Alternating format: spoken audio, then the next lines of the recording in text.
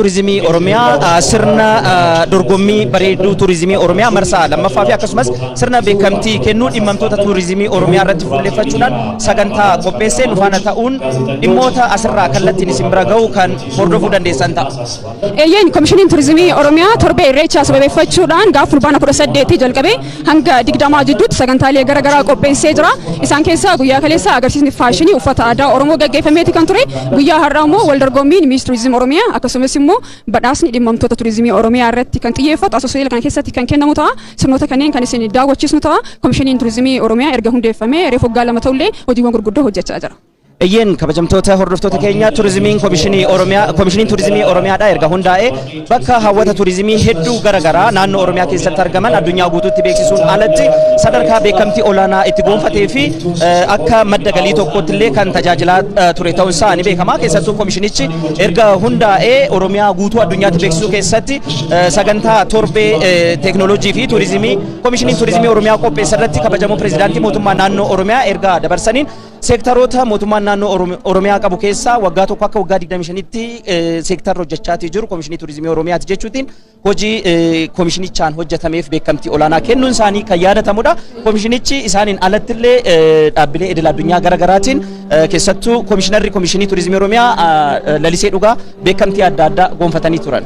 Eeyyeen akkuma beekamu sadarkaa biyya keenyatti dameewwan dinagdee gurguddoo 5 jedhamanii qabaman keessaa qonna albuuda oomishatti teeknooloojii dabalatee dameen turizimii yookiin immoo seektarri turizimii isa tokko kana sababeeffachuudhaan erga hundeeffamee reefu waggaa lamaatoo malee hojii gurguddaadha kan hojjechaa jiru Komishiniin Turizimii Oromiyaa. Kana sababeeffachuudhaan keessattuu Komishinar Lalisee Dhugaa sadarkaa Afrikaatti kan kennamu badhaasa Naayijeeriyaatti kennamu bara kana injifachuu isaanii kan yaadatamu.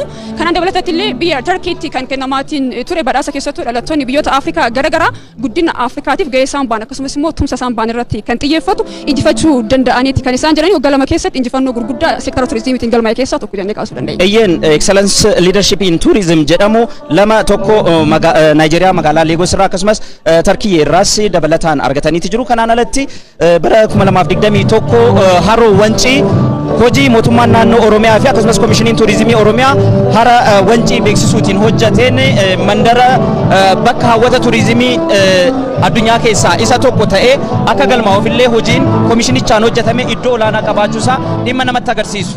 Eeyyeen Komishiniin Turizimii Oromiyaa bu'uuruma isaa hundeeffamu hawwataalee turizimii Oromiyaan qabdu beeksisuu misoomsuu isarratti immoo carraa hojii namoota uumuun hojii isaa gurguddoodha. Kana keessattuu carraa hojii namoota uumamu kana keessatti wal dorgommii Ministeera Turizimii Oromiyaa bara darbe marsaa tokkoffaa gaggeeffameen shamarree Halimaa Abdul Shakur erga injifatteen boodatti hojiiwwan Oromiyaa beeksisuu garaagaraa irratti hirmaachaatti kan isheen turte bal'inaanii afaanota 5 fayyadamuudhaan sadarkaa biyyaatti sadarkaa naannoo akkasumas sadarkaa Afrikaatti namoonni Oromiyaa akka beekaniif waan guddaa hojjettee jirti. Isheerraa immoo har'a baallii kan fudhattu wal dorgommiin kun kan gaggeeffamu ta'a jechuudha. Eeyyeen marree sagantaa har'aa kanarratti marsaa lammaffaaf dorgommii bareedduu turizimii Oromiyaa guyyaa har'aa bakka keessummoonni olaanoo naannoo federaalaa fi keessummoonni adda addaa itti waamamanitti kan gaggeeffamu ta'a. Halimaa Abdul Shakur bara darbee bareedduuwwan godinaalee Oromiyaa dhimma kanaaf kaadhimaman keessaa ulaagaa isheen ittiin injifatte bareedinaan alatti afaan garaagaraa 5 danda'uu isheeti.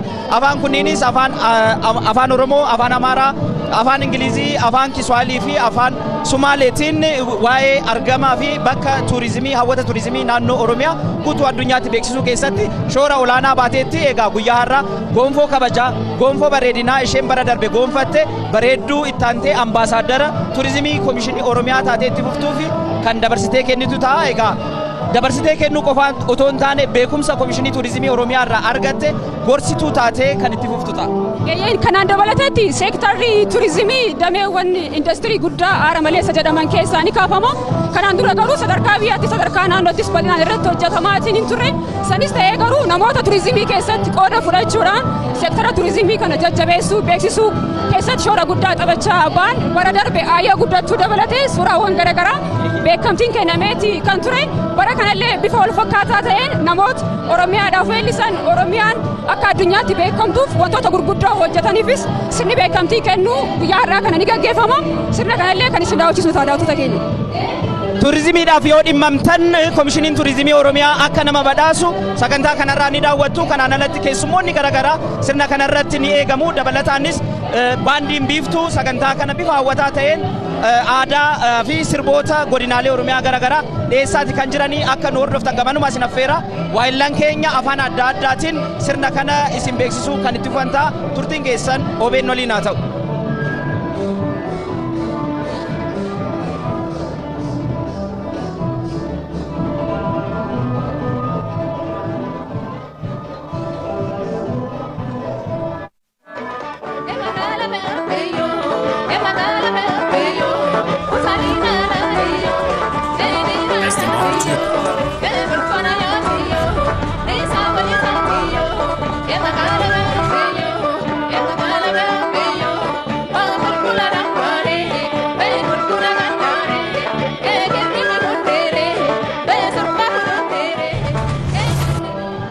ክቡራን ተመልካቾቻችን የ2015 የኢሬቻ በዓልን ምክንያት በማድረግ ከመዳረሻው የተለያዩ ሁነቶችን ከዚህ ከፊንፊኔ ወደ እናንተ ማድረሳችንን እንጀምራለን። ነው በዛሬው ዕለት ከዚህ ከስካይላይት ሆቴል የኦሮሚያ ቱሪዝም ኮሚሽን ያሰናዳቸው ሁለት ሁነቶች የሚከናወኑ ነው የሚሆነው። በዚህ መሰረትም የሚስ ኦሮሚያ የቁንጅና ውድድር የሚካሄድ ሲሆን በተለይም በ2015 ዓመተ ምህረት በኦሮሚያ ክልል የቱሪዝም እንቅስቃሴ ውስጥ ጉልህ አስተዋጽኦ ያደረጉ አካላት እውቅናና ሽልማት የሚሰጥበት መርሃ ግብር የሚከናወን ነው የሚሆነው። እንግዲህ እንደሚታወቀው የኦሮሚያ ቱሪዝም ኮሚሽን ከተቋቋመ እነሆ 2 ዓመታትን ያስቆጠረ ሲሆን በተለይም ኦሮሚያ ክልል ያላትን እምቅ የቱሪዝም ሀብቶች በማስተዋወቅ ረገድ ከፍተኛ አስተዋጽኦ ያበረከተ ያለ ተቋም ነው። በተለይም እንግዲህ ከሪፎርም ማግስት ማለት ነው ተቋማትን መመስረት በሚለው መርህ ማለት ነው ጠቅላይ ሚኒስትር ዶክተር አብይ አህመድ ባወጡት መመሪያ የኦሮሚያ ክልል ሪፎርም አድርጎ ካቋቋማቸው ግንባር ቀደም ተቋማት መካከል እንግዲህ የኦሮሚያ ቱሪዝም ኮሚሽን የሚጠቀስ ነው። እንግዲህ ኮሚሽኑ ወደ ስራ ከገባ ወዲህ በርካታ እንቅስቃሴዎችን በማድረግ የተለያዩ እውቅናዎችን የሚያገኝበትን አጋጣሚ ማንሳት ይቻላል። ከዚህ መካከል እንግዲህ የኦሮሚያ ቱሪዝም ኮሚሽነር ወይዘሮ ለሊሴ ዱጋ በናይጄሪያ ሌጎስ እንዲሁ በቱሪዝም ሊደርሺፕ ወይም አመራር ሰጪነት እውቅና የተሰጣቸው አንደኛው ነው ሲሆን ከተርኪም እንዲሁ ሌላኛው እውቅና ያገኙበት ማንሳት ይቻላል። ከዚህ ባሻገር እንግዲህ የኦሮሚያ ክልል በቱሪዝም እንቅስቃሴ በርካታ ጥረቶችን እያደረገ መሆኑ የሚታወቅ ነው። ከነዚህ መካከል በተለይም ጠቅላይ ሚኒስትር ዶክተር አብይ አህመድ ባወጡት የገበታ ለሀገር የወንጪ ደንዲ የኢኮ ቱሪዝም ልማት የሚጠቀስ ነው። በዚህም እንግዲህ የአካባቢውን በማልማት ረገድና የቱሪዝም ተጠቃሚነትን በማረጋገጥ ረገድ የተጀመሩ ጥረቶች ይበል የሚያሰኙና በሀገርም እንዲሁም በዓለም አቀፍ ደረጃ እውቅና የተሰጠው እንቅስቃሴ ነው ማለት ይቻላል። ይህንንም መሰረት አድርጎ እንግዲህ የቱሪዝም ኮሚሽኑ በተለይ ያለፈውን 1 ዓመት የሚስ ኦሮሚያ በመምረጥ የአምባሳደርነትና እነዚህን የኦሮሚያ ያላትን የተለያዩ የቱሪዝም መዳረሻዎችና ሀብቶችን በማስተዋወቅ ረገድ ኃላፊነቷን ስትወጣ ቆይታለች። እንግዲህ በዛሬው ዕለት ደግሞ ቀጣይ 1 ዓመት ይህንን ክራውን ወይም ደግሞ አክሊል ተቀብላ የኦሮሚያን ቱሪዝም በማስተዋወቅና አምባሳደር በመሆን የምታገለግለው እንስት ደግሞ በዛሬው ዕለት የምትመረጥ ነው የሚሆነው። እንግዲህ ከዚህ ከስካይላይት የተለያዩ ነቶች ናቸው የሚቀርቡት። በተለይም የባህል ሙዚቃዎች የሚቀርቡ ሲሆን ሌሎች በርካታ አንጋፋ ድምፃውያንም ስራዎቻቸውን የሚያቀርቡበት ይሆናል ተብሎ ነው የሚገመተው። ከዚህ ባሻገር እንግዲህ የተለያዩ ተጋባዥ እንግዳዎችም በዚህ አዳራሽ ውስጥ ተገኝተዋል። እንግዲህ OBN በተለያዩ ቋንቋዎች የሚያደርሰውን ስርጭት ወደ እናንተ መድረሱን ይቀጥላል። ቆይታችሁ ከኛ ጋር እንዲሆን ከወዲሁ እንጋብዛለን። መልካም ጊዜ ይሆንላችሁ።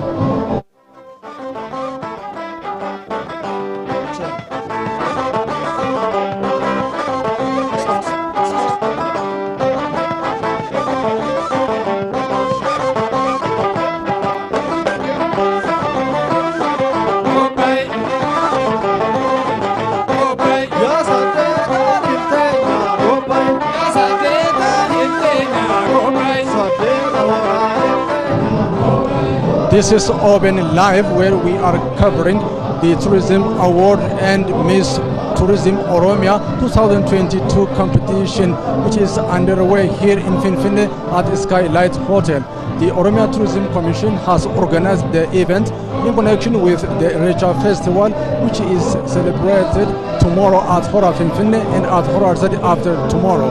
Since this establishment 2 years ago, the Oromia Tourism Commission has played a significant role in promoting the tourism destinations in the region. High-ranking federal and regional government officials are expected to attend the event. We will be back with new updates. Stay tuned.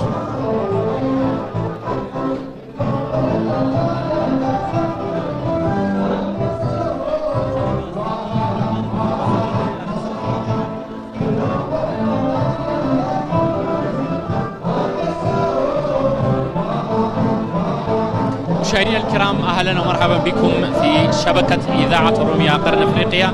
الآن بعد قليل سيبدأ برنامج من فندق سكاي لايت مدينة فنفنة.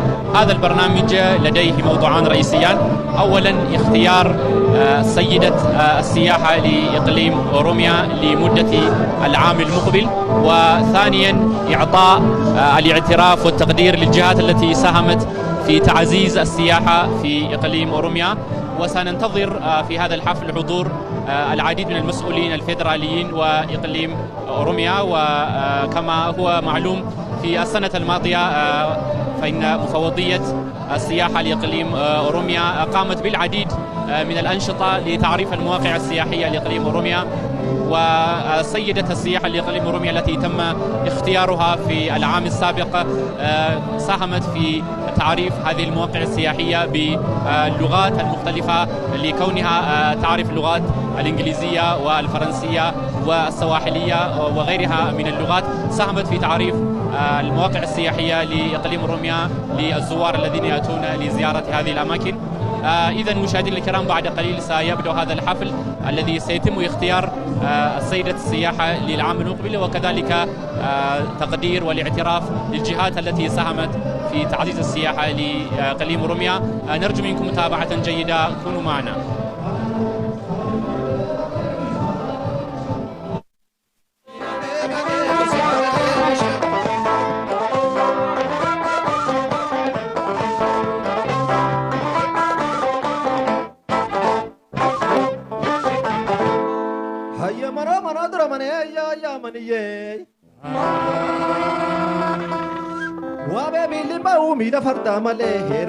Wapenzi watazamaji wetu popote pale ulipo, karibuni.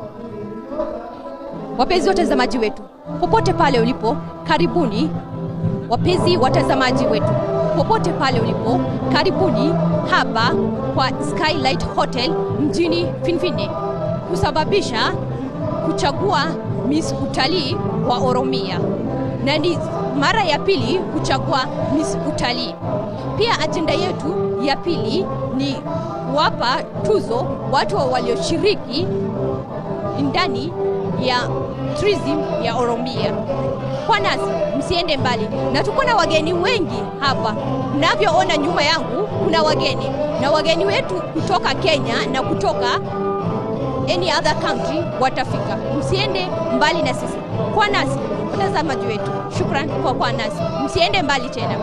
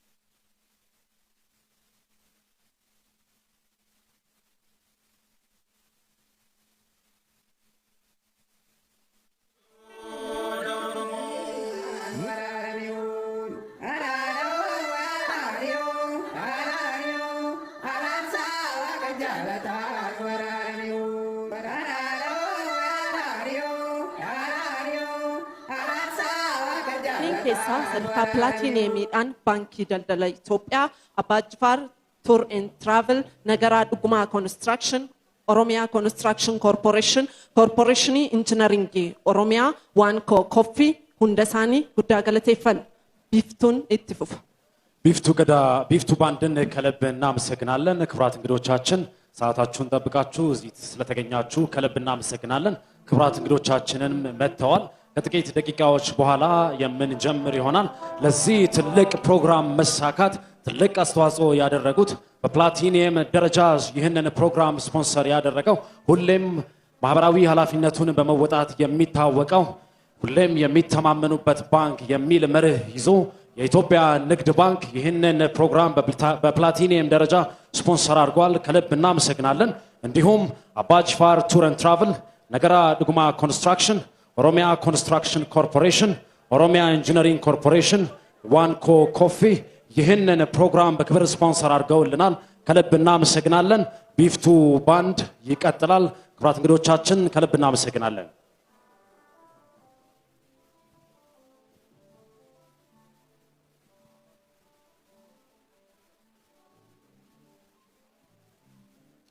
sagantaan beekamtii addaa koomishiniin tuurizimii oromiyaa qopheesse miis tuurizim oromiyaa daqiiqaawwan muraasa booddee kan bara kanaa eenyu akka isheen taate ni barra akkasumas dhaabbilee namoota dhuunfaa fi qaamolee garaagaraa tuurizimii keessatti shoora olaanaa taphatanis keessummaa kabajaatiin beekamtiin addaa ni kennamaafi. Egaa akkuma duratti jechaa turre keessumoonni kabajaa keenya as ga'anii jiru. Exhibitionii qophaa'e daawwataniitu achi boodamoo gara iddoo qophaa'eefiitti kan dhufan ta'a. ባንዲን ቢፍቱ ኦሮሚያ ይትፉፍ ክቡራት እንግዶቻችን የዕለቱ እንግዶች ቤት ውስጥ ገብተዋል። የተዘጋጀውን ኤግዚቢሽን ይመልከቱና ከዛ በኋላ ወደዚህ ይመጣሉ። በዛሬው ዕለት እንግዲህ ሁለተኛውን የቱሪዝም አዋርድ እንደዚሁም ደግሞ በጉጉት ሲጠበቅ የነበረው ሁለተኛው የሚስ ቱሪዝም የኦሮሚያ ሚስ ቱሪዝም የዘንድሮውን የምታነሳው የምታሸንፈው ማን ነው? ሁላችንም በጉጉት የምንጠብቀው ይሆናል። ቢፍቱ ባንድ ጡመ ዜማቸውን ያሰሙናል። ክቡራት እንግዶቻችን ወደ አዳራሽ ሲገቡ በአክብሮት እንቀበላቸዋለን። ቢፍቱ ባንድ ይቀጥላል።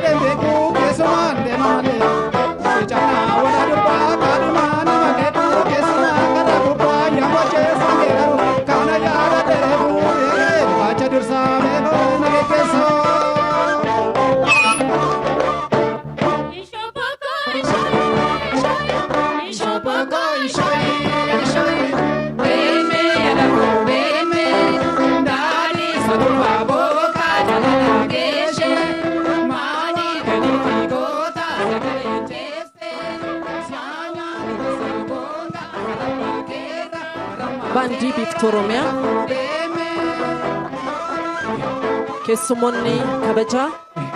keessummoonni kabajaa iddoo akkanuu qabataniif shubbistoonni gidduutti ulfaadhaa kabajamoo pireezidaantii mootummaa naannoo Oromiyaa obbo Shimallis Abdiisaatiin kan dursamu keessummoonni kabajaa keenya seenuu irratti argamu Nooraa የዕለቱ ክብር እንግዳችን ክቡር አቶ ሽመልስ አብዲሳ ባለቤቶቻችን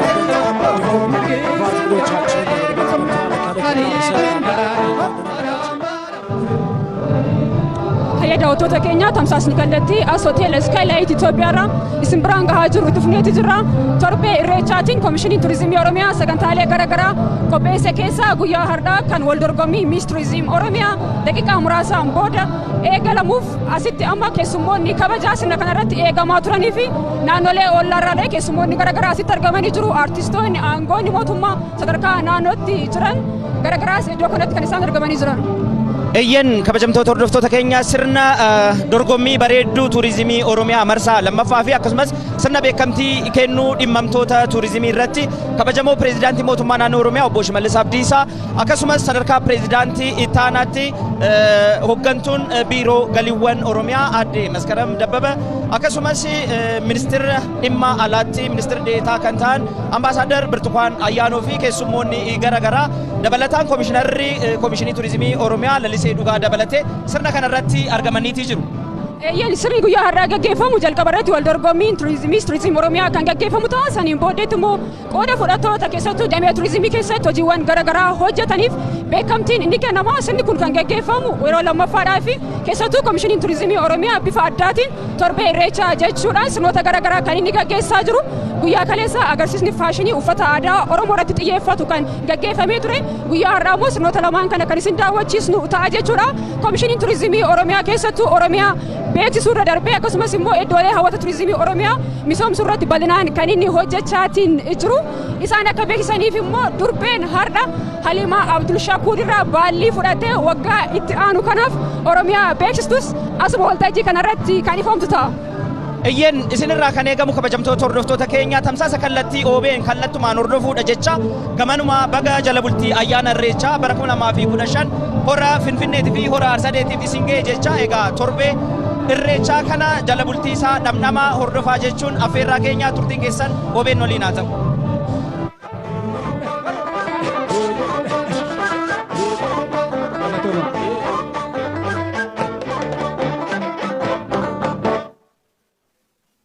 Bandii Biftuu Oromiyaa guddaa galateeffan.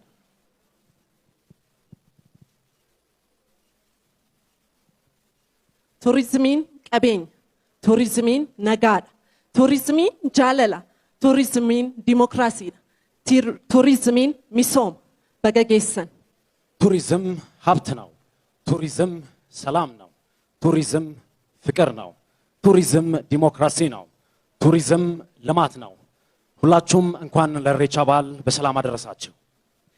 kabajamoo obbo Shimallis Abdiisaa pireezidaantii mootummaa naannoo Oromiyaa akkasumas keessummaa kabajaa keenya guyyaa har'aa kabajamtoota hooggantoota olaanoo mootummaa naannoo Oromiyaa fi federaalaa kabajamoo aadde Lalisee Dhugaa koomishinara koomishinii turizimii Oromiyaa kabajamtoota abbootii gadaa kabajamtoota qooda fudhattoota seektara turizimii kabajamtoota keessummoonni waamichi isiniif taasifame asitti argamtan hundi keessan baga fayyaa taatanii baga har'a argitanii asitti argamtan anaa haa dhufuu siniin jenna.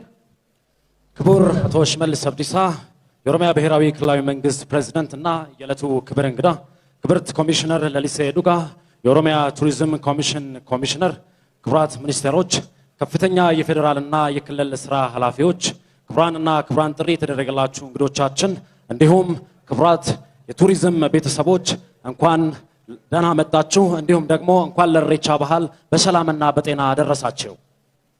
Turizimiin waa hunda jenneerra kanaafis koomishiniin turizimii Oromiyaa yeroo gabaabaa keessatti erga hundeeffame hojiiwwan gurguddoo akka biyyaatti akka Afrikaatti nama boonsan hojjechuu irratti argama. Kanas egaa abbummaadhaan kan hordofuudhaan deeggaruudhaan beekaman kabajamoo pireezidaant Shimallis Abdiisaa nu gidduutti argamuu isaaniitiif ulfaadhaa isaaniin jenna. Mee harka nu rukutaatii nu galateeffadhaani.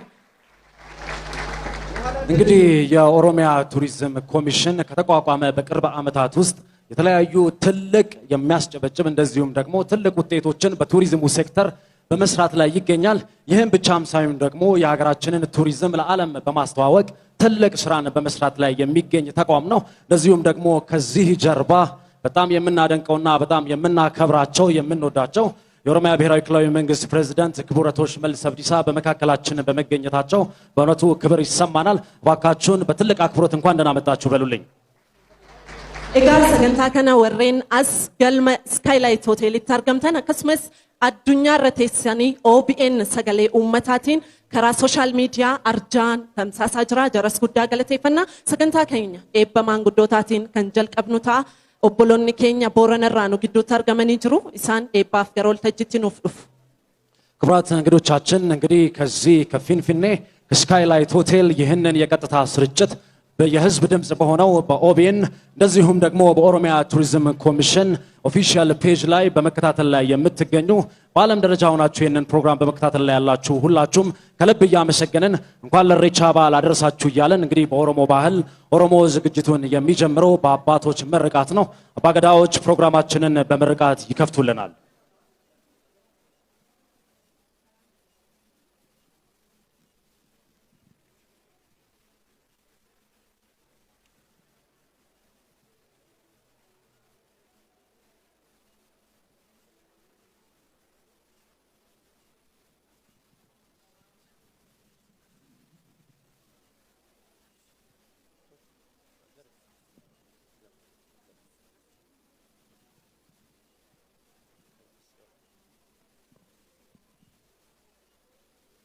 Qaba gadaan nagaa gadaan mujiin nagaa raabakuusi nagaa yaayuubii nagaa galchuma bobbaan nagaa oromoon oromo nagaati barabariin nagaa dhaladhalchi nagaa dhalaa kormi nagaa yaayuubii nagaa tokkitaa akka nagaan dhufne as walti geen waaqii tokko nu tolchin bar nagaa akka nagaan dhufta nagaan gala barbaa oraa bulaa deebana.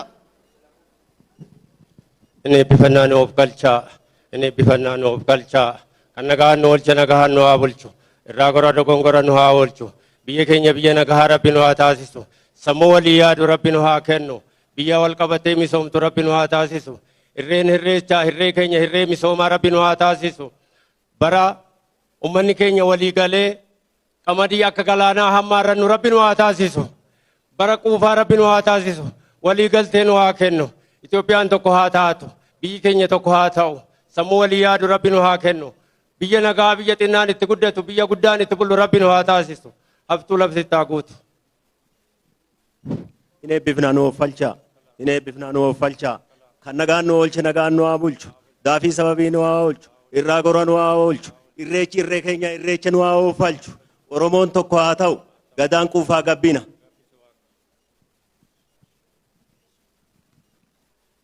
ክቡራት አባገዳዎችን ከልብ እናመሰግናለን። እባካችሁን በአክብሮት ለመቀመጫቸው ሸኙልኝ። Guddaa galateeffannaa umrii dheertuu fayyaa guutuu faana hawwinaa fi egaa sirni eebbaa aadaa keenyadha. Kun mataan isaa madda turistii tokko kan inni ta'uu danda'u gara fuulduraatti sirni gadaa keenyas egaa qabeenya addunyaa ta'ee kunuunfamaa kan jirudha. Kun hundi qabeenya keenya eenyummaa Oromoon addunyaaf gumaachaa jirudha. Maanguddoota keenya umrii dheertuu fayyaa guutuu faana hawwinaaf. እንግዲህ የአባቶች ምርቃት በዋነኝነት የሚጠቀስ ትልቅ ባህል ነው። ባህል ብቻም ሳይሆን እንደ ቱሪዝምም የምንጠቀመው ትልቅ ሀብታችን ነው። የአባገዳዎች ምርቃት በእውነቱ ለመናገር ትልቅ ሚኒንግ ያለው ነገር ስለሆነ አባገዳዎቻችንን ከልብ እናመሰግናለን። ኤጋ ሀረ ቤከምቲ ዮኪን ቱሪዝም አዋርድ አደት ከነማ ዳብሌፍ ነሞተ ዱንፋፍ ጉማቻ ኦላና ወሬን ጉማቻን ሀርአኒ ጀጀቤፈሙ ቤከምቲኒስ ንከነማፍ አከስመስ በሬዱም በረደርቤ ሚስ ቱሪዝም ኦሮሚያ ታቴ በረነሞ አካሃራት ሚስ ቱሪዝም ኦሮሚያ ንፍለና ወልተጅመ ከነረቴቹዳ እሺኒስ ኤኙታቲን ሰተኩ እንግዲህ በዘንድሮው አመት ሁለተኛው የቱሪዝም አዋርድ በቱሪዝሙ ዘርፍ ትልቅ ስራን የሰሩ ግለሰቦችን ድርጅቶችን የምናመሰግንበትና እንደዚሁም ዕውቅና የምንሰጥበት ምሽት ነው። ይህም ብቻም ሳይሆን በጉጉት ስንጠብቅ የነበረው ሁለተኛው የሚስ ቱሪዝም ኦሮሚያ ማን ትሆናለች? የምታሸንፈውስ ማነች? ኦሮሚያን በዓለም አቀፍ ደረጃ ለማስተዋወቅ አንድ የምትወጣው ማነች? ብለን እንግዲህ ሁላችንም በጉጉት ስንጠብቅ እየጠበቅን እንገኛለን። እንግዲህ ክቡራት እንግዶቻችን በዛሬው ምሽት ብዙ ፕሮግራሞች ይኖሩናል። ከኛ ጋር ትቆዩ ዘንድ በድጋሚ በአክብሮት እንጋብዛችኋለን። milkaa'ina sagantaa kanaatiif immoo qaamoleen adda addaa deeggarsa taasisaniiru as biratti guddummaadhaan kanneen galateeffannu jirra. Sadarkaa pilaatiiniyemiidhaan kan ispoonsara ta'e baankii daldala Itoophiyaa guddaa galateeffanna. Akkasumas Abbaa Jifaar Tour and Travel, Nagaraa Dhugumaa Construction, Oromiyaa Construction Corporation, Corporationii Injiinaringii Oromiyaa, Waanko Coffee milkaa'ina sagantaa kanaatiif warreen ispoonsara ta'anidha. Hunda isaanii nuuf galateeffadhaa maalaw. እንደዚህ ያማረ ፕሮግራም እንዲሳካ ያገዙን አካላት አሉ። ሁሌም ማህበራዊ ኃላፊነቱን በመወጣት የሚታወቀው ባንክ የዛሬው የዚህ ምሽት ፕሮግራም ፕላቲኒየም ስፖንሰራችን ነው። የኢትዮጵያ ንግድ ባንክን እባካችሁን በትልቅ አክብሮት አመስግኑልኝ። እንደዚሁም ደግሞ በቱሪዝሙ ዘርፍ ብዙ ስራዎችን በመስራት የሚገኝ ይህም ብቻም ሳይሆን በቱር ኤንድ ትራቨል ካምፓኒነት የዘለለ በማህበራዊ ኃላፊነቱን በመወጣት ድሆችን በመርዳት ትምህርትን በመደገፍ ብዙ ስራዎችን በመስራት የሚገኘው አባ ጅፋር ቱር ኤንድ ትራቨልን እባካችሁን ከልብ አመስግኑልኝ። እንዲሁም ነገራ ዱጉማ ኮንስትራክሽን፣ ኦሮሚያ ኮንስትራክሽን ኮርፖሬሽን፣ ኦሮሚያ ኢንጂነሪንግ ኮርፖሬሽን እንደዚሁም ዋንኮ ኮፊን እባካችሁን በታላቅ አክብሮት አመስግኑልኝ። እንግዲህ ክቡራት እንግዶቻችን በዛሬው ዕለት በዋነኝነት የተገናኘ ነው ለሁለት ትልልቅ ፕሮግራሞች ይሁን እንጂ ብዙ ፕሮግራሞችን አንድ ላይ ይኖረናል። በድጋሚ የሰላምና የአንድነት ተምሳሌት የሆነው የኢሬቻ በዓል በሰላም አደረሳችሁ። ሁላችሁም በድጋሚ እንኳን አደረሳችሁ። ኢሬቻ የሰላም ተምሳሌት፣ የአንድነት ተምሳሌት እንደዚሁም ደግሞ በአንድነት የምናከብረው የህዝብ ባህል ነው። የምንወደውና የምናከብረው በዓለም አቀፍ ቦታ ሆናችሁ እንደዚሁም ደግሞ በኦሮሞዎች ዘንድ ትልቅ ሚኒንግ ያለው በዓል ነው። በድጋሚ እንኳን አደረሳችሁ። በገጌሰን egaa milkeessa waan baay'ee jechuu dandeenya yeroo bal'aa qabna haa ta'uti gara sagantaa ijootti galuu qabna waan ta'eef haati cidha kanaa haati sagantaa kanaa dubartoota hedduuf kan onnachiistu sadarkaa Afrikaatti badhaasa hedduu kan argatte beekamtii hedduu kan argatte viizit Oromiyaa jechuudhaan dargaggoota hedduudhaaf carraa hojiis kan uumte onnachiiste naannoo isaaniif uummata isaaniif akka isaan hojjetan kan goote kabajamtuu aadde Lalisee Dhugaa Komishinara Komishinii Turizimii Oromiyaa kabaja guddaadhaan gara waltajjiitti affeera isaan dhufanii waa jedhanii achumaan keessummaa kabajaa keenya nuuf affeeru. ከዚህ በማስከተል የምንጋብዘው በመሪነት በጣም የምንወዳት የምናከብራት በአገር አቀፍ ደረጃ ሳይሆን በአፍሪካ ደረጃም በዓለም አቀፍ ደረጃም የተለያዩ የመሪነት ሽልማትን የተሸለመች እንደዚሁም ደግሞ በቱሪዝሙ ዘርፍ ለብዙ ወጣቶች የሥራ ዕድል መፈጠር ምክንያት የሆነች ክብርት ኮሚሽነር ለሊሴ ዱጋ የኦሮሚያ ቱሪዝም ኮሚሽን ኮሚሽነር የእንኳን ደህና መጣችሁ ንግግር ያደርጉልናል። እባካችሁን አንድ ጊዜ በአክብሮት ተቀበሉልኝ። ከበጃ ኬሰኒፍ ባየን ገለቴፈዳ ነመ ጃለዱ ሄዱ አስኪሰ ጅራ ባየ ሲን ጃለዳ ገለቱም ጉዳ ጀቹን በርባዳ አመጥቆ ፈየሳን ጅራ ነቲ ፈካቴ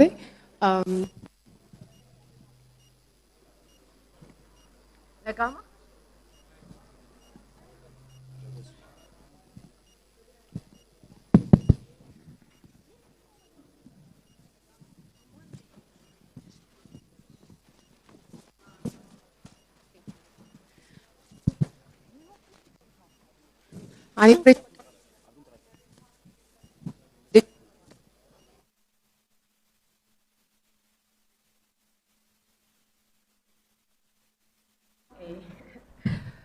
Irrecha baay'een jaalladha baga irrecha geessanii jechuun barbaada.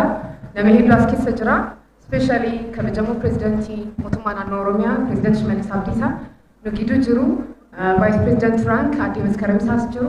Kan federaalaa Federal Democratic Republic of Ethiopia Ambassador kan taate State Minister Burtukaan Ayyaanoo jiru. We have invited so many other state ministers. Hundu keessanii kabajuu keessumaa hundu keessan በገነጋን ወፍተኒ ዲቹን በርባዳ Okay, I think we have invited so many other guests. I will shift to English, I'm sorry. I'm sure you understand that. We have many guests among us, especially the awardees. The reason we have prepared this event, Visit Oromia Tourism Award, the second round, we are honoring not only people from our country, our region, but also from other nations who are ambassadors for Ethiopia. So it makes it a very special program. I want you all to welcome them with applause, please. Above all, we have tourism champions in our region, in Oromia, in our country, Ethiopia, and also the tourism leadership and institutions. We want to honor them as well. They are among us. I'm very honored to have them here tonight at Visit Oromia, the second Visit Oromia Tourism Award and Miss Tourism Oromia. I think the second part of our program also focuses on Miss Tourism Oromia. We have one of the best performance in the history of Miss Tourism. We have Halima Abdushakur, which was Miss Tourism Oromia 2021. Now we will be selecting the new one. You'll be the judges. We will see how confident they are, how much they can perform their acts, both in country, in our region, and in the world. So it's a very special program. I feel so honored to have you all here tonight. Thank you so much, people, and especially our President, Shmallis Abdisa. Saying this, can I get in? Yeah. Can I get in? President Kenya, President Shmallis Abdisa, gara waltajjii affeera sagantaa guddaa qabu garuu as argamaniiru baay'een galateeffachuun barbaada. So I welcome you, President Shmallis Abdisa.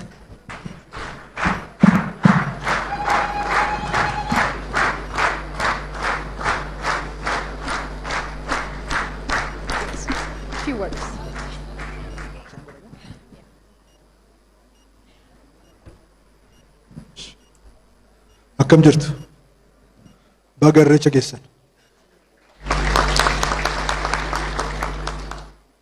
kabajamoo adde Maskaram sadarkaa ittaanaa pirezidaantitti hooggantuu biiroo galii Oromiyaa kabajamoo ambaasaadar Burtukaan ministeer deetaa ministeera haajaa alaa kabajamtoota hooggantoota olaanoo mootummaa naannoo Oromiyaa kabajamtuu komishinar Lalisee Dhugaa komishinara turizimii Oromiyaa kabajamtoota abbootii gadaa hawwan siqee keessummoota asitti argamtan baga nagaan dhuftanii waaqayyoon gargaaree baga ijaa wal agarree isin jechuun barbaada.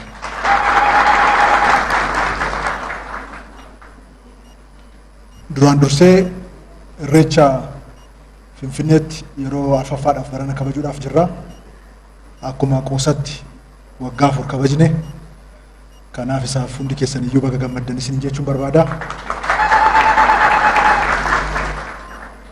Kan iftaan kabajnus kan hora Finfinnees kan hora Arsadees kan nagaa kan gammachuu kan badhaadhinaa kan rakkootti hin ceen akka nuuf ta'u isiniif hawwaa. Turizimiin Oromiyaa Komishiniin Turizimii Oromiyaa dhugaa dubbachuudhaaf biyya keenya keessatti caasaa mootummaa naannoo Oromiyaa keessatti caasaa raajii hojjechaa jirudha. Isaanitti baay'ee boonna hojii hojjetaa jiranitti akkuma argitan kana sagantaa babbareedaa akkasii qopheessu.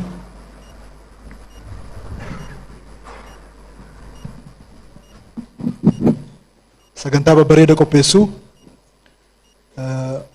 Aadaa Oromoo, duudhaa Oromoo, seenaa Oromoo fi Itoophiyaa baasuu keessatti geenyumaanuu bakka hin bu'amne taphataati kan jiranii. Isa kanaaf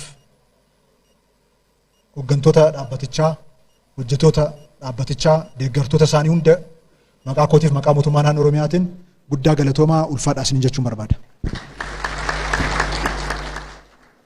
Akkuma yeroo darbe jedhe waggaa gabaabaa keessatti Finfinnee raasaniiru, Oromiyaa guutuu raasaniiru, Itoophiyaa raasaniiru, yeroo afur keessattis jijjiirama olaanaa akka fidan shakkii tokkoyyuu hin qabu.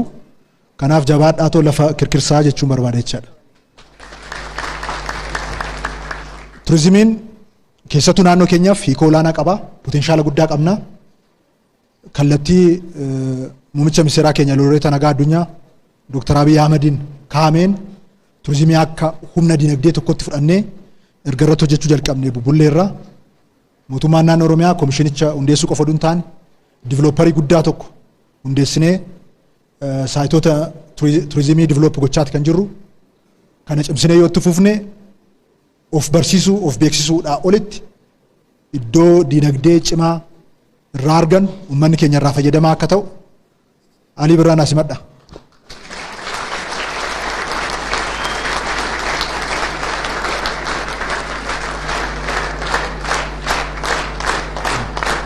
Galatooma. Iddoo diinagdee guddaa irraa argannu akka ta'u shakkii tokko hin qabnu. Isa kanaaf immoo keessattuu hojiin amma jalqabame kun caalmatti ariitiidhaan cimee itti fufuu danda'u irra jiraata. Komishinii Turizimii Oromiyaa baay'ee jajjabeessuu kanan barbaadu namoota turizimiin Itoophiyaa akka guddatu carraan Itoophiyaan qabdu akka mul'atu godhaniif beekamtiin kennuu isaan jalqaban kun hiikoo guddaa qaba. Warra amma hojii hojjetanis hin jajjabeessa. Dargaggootaa fi namoota amma irratti hojjetaa jiranis caalmatti akka isaan hojicha jaalatanii hojjetan hamilee guddaa tura. Kanaafuu beekamtii akkasii akka jabaatanii kennitan dorgommii cimaa akka keessatti humtan adaraa jechuun barbaada. Turizimii keenya beeksisuudhaafis ijoollee jajjaboo baastanii barsiisuudhaaf akka isaan fuula keessan ta'an gochuudhaaf hojiin hojjechaa jirtan baay'ee gaariidha. Kunis cimee itti fufuu danda'u irra jiraata. Kanaaf aadaa fi eenyummaan keenya duudhaan keenya kan dhokatu isa dura immoo kan itti qaana'amu otoo hin taane kan mul'atu kan beekamu kan jaalatamu kan namni hundi qoodatti fudhatu kan immoo irraa baratu kan kaanifis ittiin qoodamu ta'uu danda'u irra jiraata. Isaaf hojii fakkeenyummaa qabutu hojjetamaa jira. Kun cimee itti fufuu danda'u irra jiraata.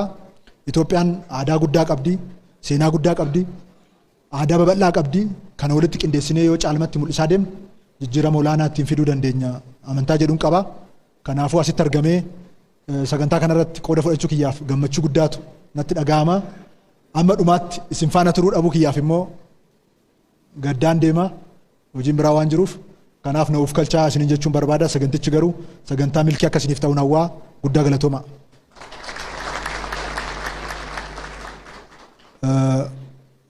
ክቡር አቶ ቀጀላ መርዳሳ የባህልና ስፖርት ሚኒስቴር፣ ሌሎች ዶክተር አሊ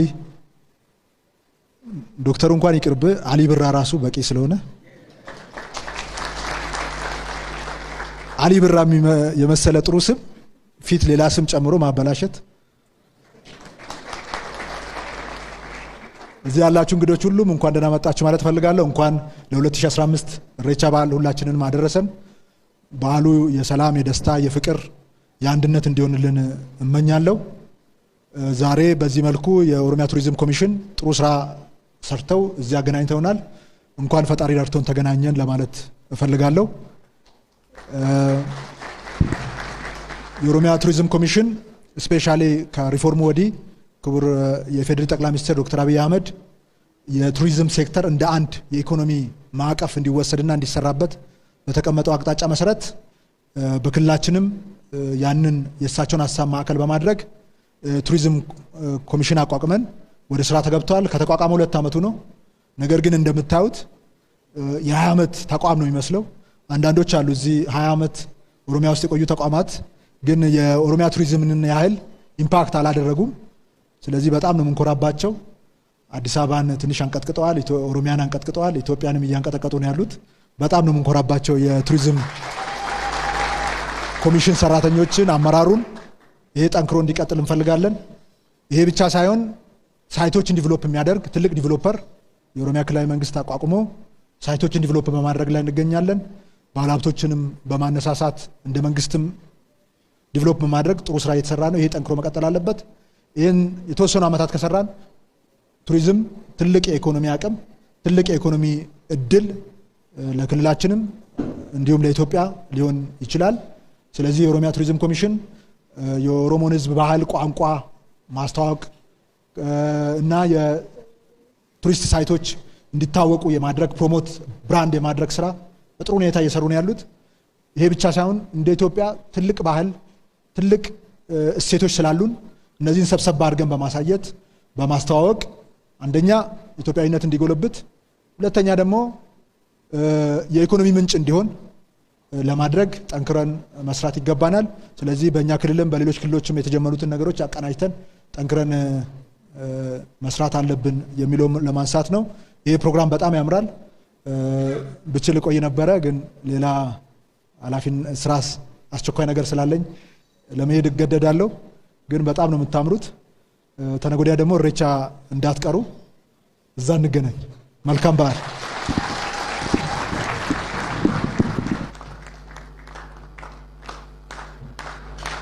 ከበጀሞ ቦሽመልስ አብዲሳ ፕሬዝዳንቲ ሞቱማ ናኖ ኦሮሚያ ጉዳ ገለቴፈና ኡልፋዳ ጀናን አከስመስ አዴ ለሊሴ ዱጋ ገለቶማ ጀናን ኤርጋኑፍ ደበርሰኒፍ ኡልፋዳ። ክቡር ፕሬዝዳንት አቶ ሽመልስ አብዲሳን ከልብ እናመሰግናለን። እንዲሁም ደግሞ ኮሚሽነር አዴ ለሊሴ ዱጋን ላደረጉልን ንግግር ከልብ እናመሰግናለን። ክበሩልን። ሰገንታ ከነይጋ ባንዲን ቢፍቱ ኦሮሚያ ሚደቅሳ ቱሬ አመስ ባንዲ ቢፍቱ ኦሮሚያ ገሮልተጂ ታፌራ ደቂቃ ሙራሳ ቦዴ ወልት ዴቢል ከቢፍቱ ባንድ ጋር ደግሞ ትንሽ ቆይታ አድርገን እንመለሳለን። በድጋሚ መልካም ቆይታ ይሁንላችሁ።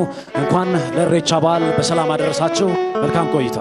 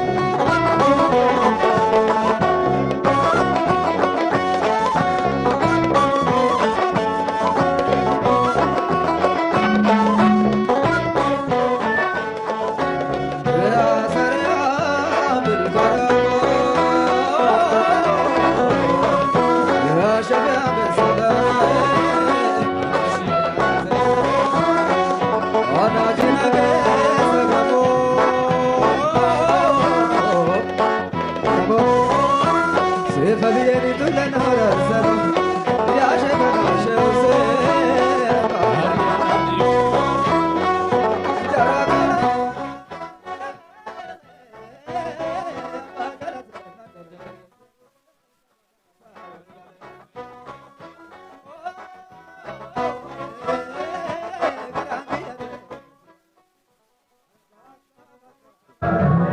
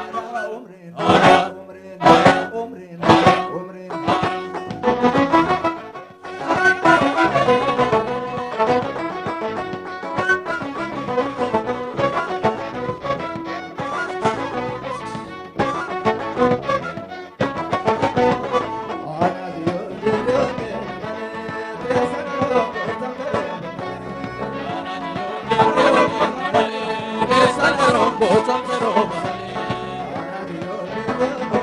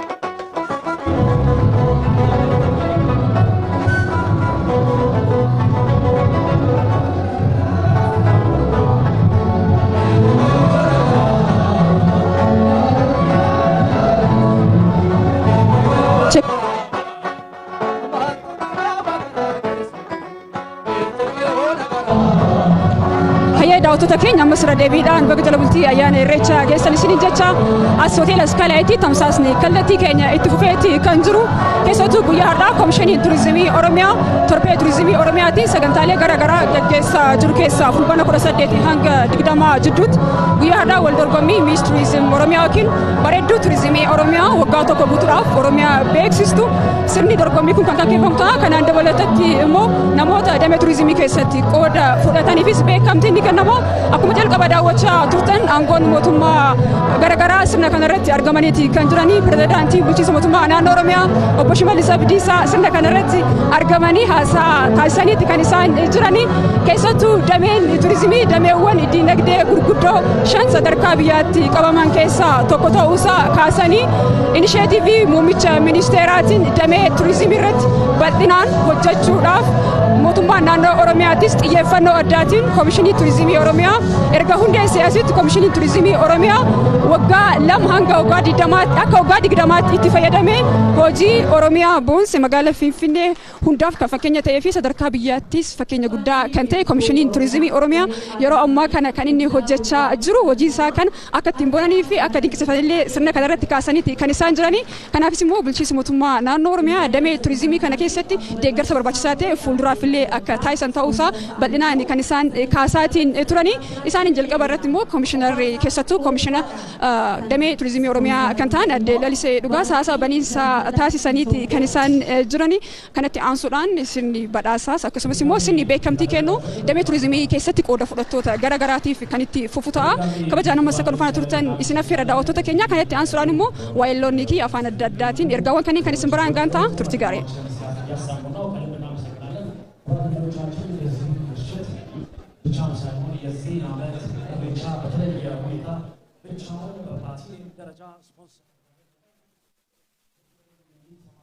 ሙከራን ሁለት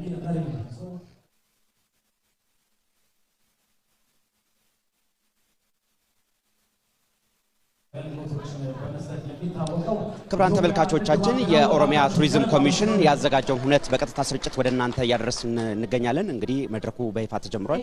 መድረኩን በይፋ የከፈቱት የኦሮሚያ ክልል ፕሬዝዳንት አቶ ሽመልስ አብዲሳ በተለይም የኦሮሚያ ቱሪዝም ኮሚሽን ከተቋቋመ በአጭር ጊዜ ውስጥ በርካታ ሊጠቀሱ የሚችሉ ተግባራትን ማከናወኑና ይህም እውቅና ሊሰጠው እንደሚገባ ነው በንግግራቸው ያነሱት። ከዚህ ባሻገርም እንግዲህ አመራሩና ሰራተኞቹ በተለይም ፊንፊኔን አልፎም ኢትዮጵያን የነቀነቀ አነጋጋሪ የሆኑ ስራዎችን ቀይሰው በመስራት በርካታ ስራዎችን ማከናወናቸውን አንስተዋል። ከዚህ ባሻገር እንግዲህ የኮሚሽን አደረጃጀቱን በማሻሻል በተለይ ኦሮሚያ ያላትን የቱሪዝም ሀብቶች ለተቀረው ዓለም በማስተዋወቅ የኢኮኖሚ ምንጭ አድርጎ መጠቀም የሚቻልበትን ስልት ቀይሰው መስራት እንዳለባቸውም አስምረውበታል። ከዚህ ባሻገርም እንግዲህ የኦሮሚያ ቱሪዝም ኮሚሽን ኮሚሽነር ለሊሴ ዱጋ በተለይም የዛሬው ሁነት የኦሮሚያ ቱሪዝም ኮሚሽን ያከናወናቸውን ተግባራት በማገዝ አበይት ተግባራትን ድጋፍ ሲያደርጉ የነበሩ አካላት እውቅና የሚሰጥበትና በተለይም የቀጣይ አንድ አመት የሚስ ኦሮሚያ ቱሪዝም ኮሚሽን አምባሳደር የምትሆን የምትታጭበት መድረክ እንደሆነ ነው ያነሱት። እንግዲህ በተለይም እንግዲህ በዚህ መድረክ ላይ ንግግር ያደረጉት ፕሬዝዳንት ሽመልስ አብዲሳ በተለይም ጠቅላይ ሚኒስትር ዶክተር አብይ አህመድ ባስተላለፉት መመሪያ ማለት ነው የቱሪዝም ሴክተርን አንዱ የኢኮኖሚ አውታር አድርጎ መጠቀም እንደሚገባ በሰጡት አቅጣጫ መሰረት ክልሉ የቱሪዝም ኮሚሽንን አቋቁሞ ወደ ስራ መግባቱንና በተለይም ባለፈው 18 ወራት ገደማ ያስመዘገባቸው ውጤቶችም አባይት መሆናቸውንና ይህም ተበረታቶ መቀጠል እንደሚገባው ነው ያነሱት። እንግዲህ በተለይም የመድረክ በአባገዳዎች ምርቃት የተከፈተ ሲሆን አሁን የተለያዩ ሁነቶች የተካሄዱበት የሚቀጥል ለሚሆነው እናንተም ቆይታችሁን ከኛ ጋር እንድታደርጉ በአክብሮት እንጋብዛለን።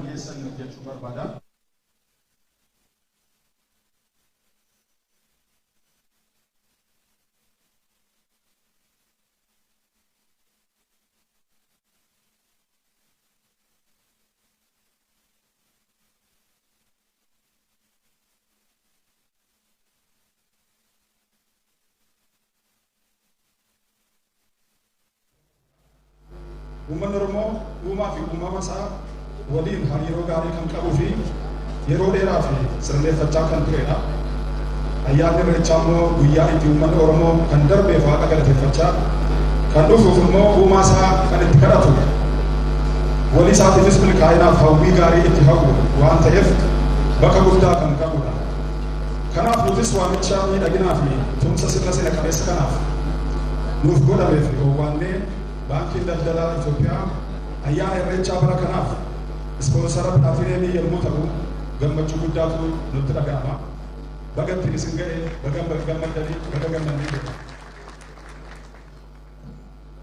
Kabajamtoota sirna kanaa uummanni Oromoo ayyaanota aadaa fi duudhaa iddoowwan hawwata tuuristiif oolan hedduu kan qabudha waan ta'eef aadaa fi qabeenyaa kanas kunuunsanii misoomaaf oolchuun murteessaa akka ta'e ni amanna.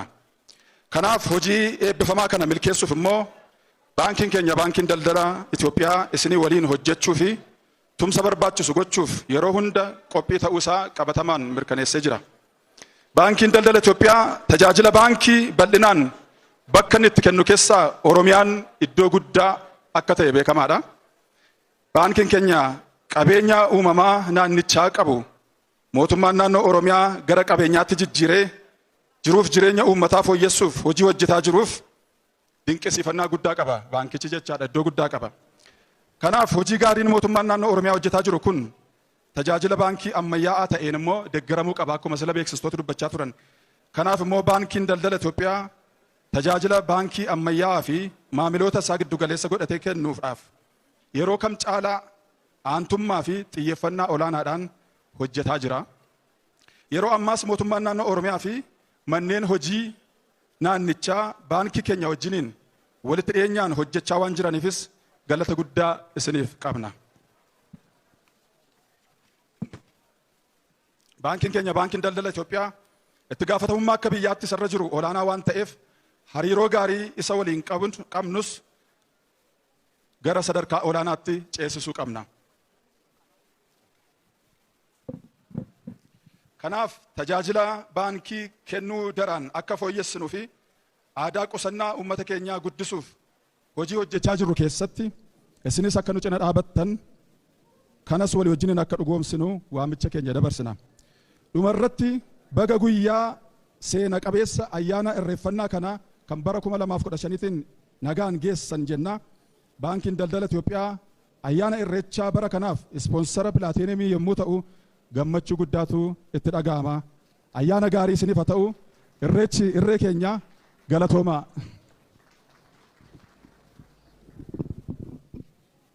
Galatoomaa ulfaadhaa jennaanii obbo Surraa Saaqataa pireziዳንtii itti aanaa baankii daldala Itoophiyaa.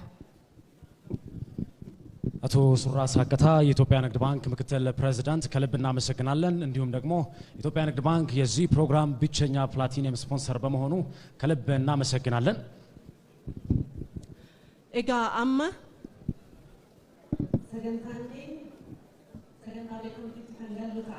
ሰገንታን ቤከምቲ ጎሳ አደዳ ቀባ ጎሶታ አደዳቲን ቤከምቲን ከነማ ቤከምቲ ኩን ቆአተሜ ቆረተሜ ogeeyyii hedduun itti hirmaatanii itti riba dhabanii itti qoratanii Oromoon hundi akkuma bara darbe jenne ambaasaadara Komishinii Turizimii Oromiyaati jennee turre.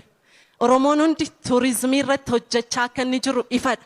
Haa ta'utii dhaabbileen irra fooyya'anii hojjetan namoonni dhuunfaa namoota dhuunfaa irra fooyya'anii hojjetan waan jiraniif beekamtiin addaa kun kennama. እንግዲህ አሁን በቀጥታ የመጀመሪያ ወደ ሆነው የቱሪዝም አዋርድ ስነ ስርዓት ነው የምንሄደው። መጀመሪያ ላይ ለመጥቀስ እንደሞከርነው ክቡራት እንግዶቻችን ሁላችንም እዚህ ውስጥ የተገኘነው እያንዳንዳችን የቱሪዝም አምባሳደሮች ነን። በእውነቱ ለመናገር እውቅና ለሁላችሁም ይገባቸዋል። ግን ከብዙ ጥናት በኋላ እንደዚሁም ደግሞ ስራዎቻቸው ታይተው በዛሬው ዕለት እዚህ እውቅና ሊሰጣቸው ይገባል ብለን ያሰብናቸው ጥቂት ሰዎችን ነው በዛሬው ዕለት የምንሸልመው። ያ ማለት ግን ሁላችሁም የቱሪዝም አምባሳደሮች አይደላችሁ ማለት አይደለም። ሁላችሁም የቱሪዝም አምባሳደሮች ናችሁ። ግዴታ አለባችሁ ሀገራችሁን የማስተዋወቅ። ይህ የሁላችንም የዜግነት ግዴታችን ነው ማለት ነው። በቀጥታ ወደዛ ፕሮግራማችን እንሄዳለን። ሜሪ የሚቀጥለውን ታስተዋውቀናለች። ሞዴሎን ዶኖ ቀበቱ ሰገንታ በዳሳት ደርቢና ኤጋ ሆገንሲ ኦላናን ናኖ ፌደራልራ ኑግዶት አርጋማኒ ሩጃኔ ቱሬ ድረቲ ቤከምቲ አዳ ጀልቀበረት ከንከኒኑ ተአ ቤከምቲ ኡምሪ ጉቱ ዮኪን ቤከምቲ አዳ ጀልቀባ ከኑፍ ከነን ከበጀሞ ኦቦ ቀጀላ መርዳሳ ሚኒስቴራ አዳፍ ቱሪዝሚ ተኡ ኢሳኒን ከበጀ ጉዳዳን ገሮል ተጅታፈር አዋርድ የሚሰጡን ክቡር አቶ ቀጀላ መርዳሳ የኢፌዴሪ ባህልና ስፖርት ሚኒስትር ናቸው። እባክዎቹን በአክብሮት ወደ መድረክ ጋብዙልኝ። ከእሳቸው ጋር ክብርት ኮሚሽነር ለሊሴ ዱጋ የኦሮሚያ ቱሪዝም ኮሚሽን ኮሚሽነርን ወደ መድረክ ጋብዛለሁ። እባካችሁን ታላቅ አክብሮት ተቀበሉልኝ።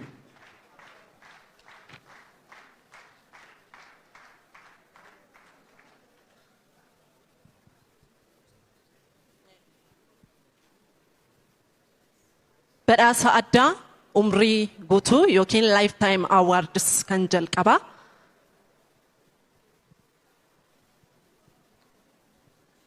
አዋርዱን ከመስጠታችን በፊት ስማቸውን እዚህ ስክሪን ላይ እያየን እንሄዳለን። የመጀመሪያው የላይፍታይም አዋርድ ተሸላሚ namni kun holqa namtolchee ajaa'ibsiisaa naannoo Shaashamanneetti argamu tolchuun beekama. Holqi namtolchee dheerina meetira 150 dheeratu kun kutaalee 32 kan qabu yommuu ta'u Oromiyaa keessatti holqa namtolchee tokkicha jiru isuma qofa.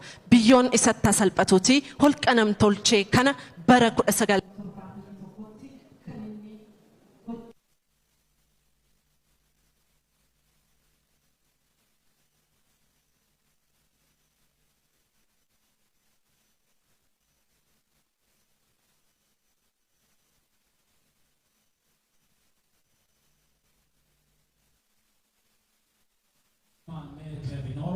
was made by 1971 by a person called Gamada Wario. May he rest in peace. The Nava Kev. Mati Oko Gamada Wario T. As Adaka and Sena Mutachungari. Yosef Lubud and Darbitanile. Mati makes an Kabajame Ulfina Adbata. Wakachun again, Morachi channel. Lifetime award mission and so. Wakachun again, Sansachi, Josaph በገመዳ ዋሮ ቤተሰብ ከልብ እናመሰግናለን። በድላቸው እየታወሰ ይኖራል። ከልብ እናመሰግናለን።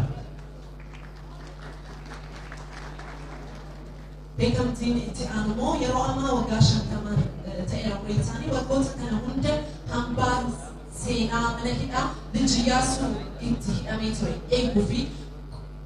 eeguu fi kunuunsuun cinatti misoomsaas hojjechaa turaniiru. Wanti nama ajaa'ibu immoo isaan waggoota kana hunda tajaajila kana yeroo kennan tolaan waa tokko isaaniif yaadameen beeku.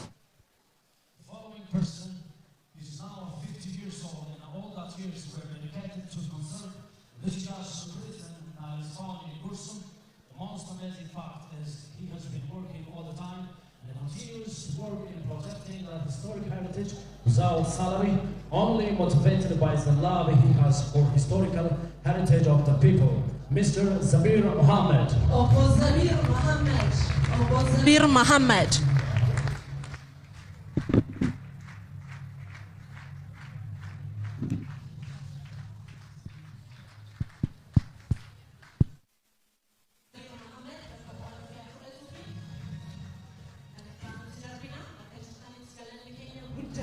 ቶዘቢር መሐመድን ከልብ እናመሰግናለን። ተወካይ ስለሌለ ወደሚቀጥለው እናልፋለን።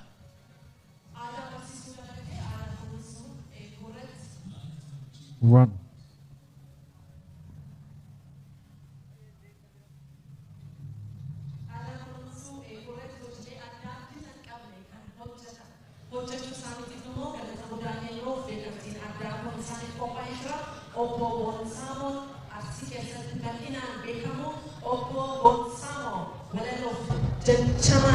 Beekamo barreessuudhaan beekamu isaanii kabaja guddaadhaan gara waltajjiitti affeerran.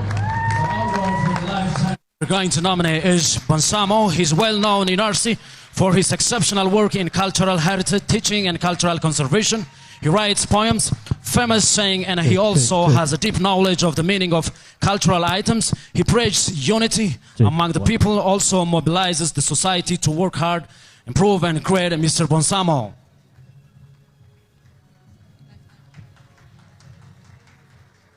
የህይወት ዘመን አዋርድ የሰጠን ያለነው ለቦንሳሞ ቤተሰቦች ነው። ከልብ እናመሰግናለን።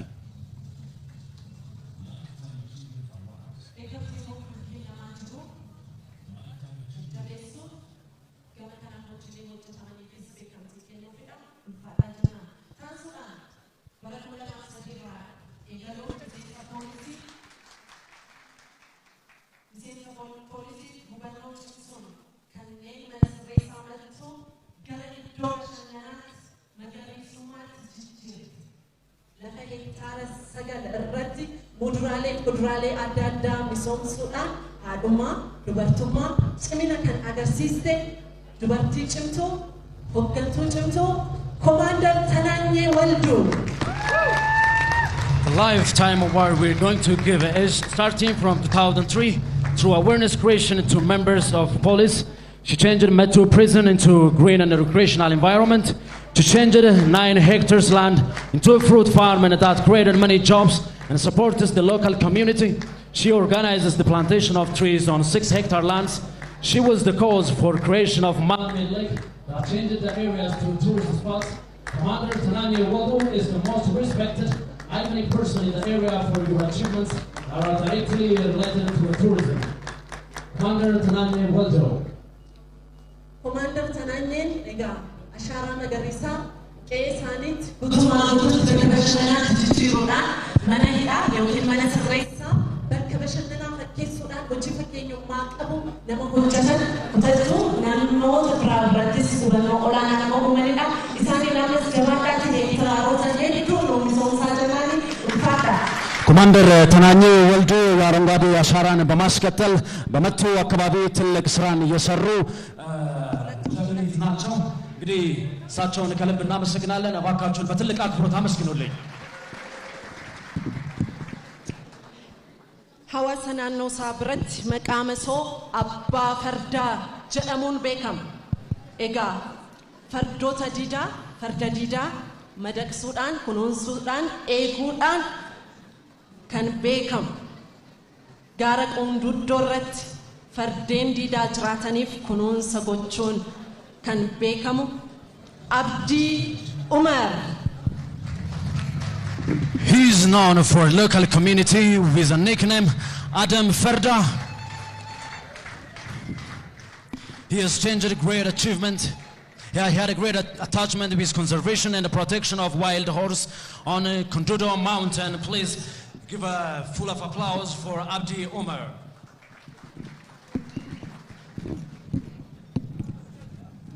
Abdi Umar Abba Farda Galatomi Ulfadu Sinjanna. Abba Farda jedhamuudhaan naannoo sanatti beekama. አብዲ ዑመር ከልብ እናመሰግናለን። አደም ፈርዳ በመባል ነው የሚታወቀው። ከልብ እናመሰግናለን። ወደሚቀጥለው የላይፍ ታይም አዋርድ እንሄዳለን።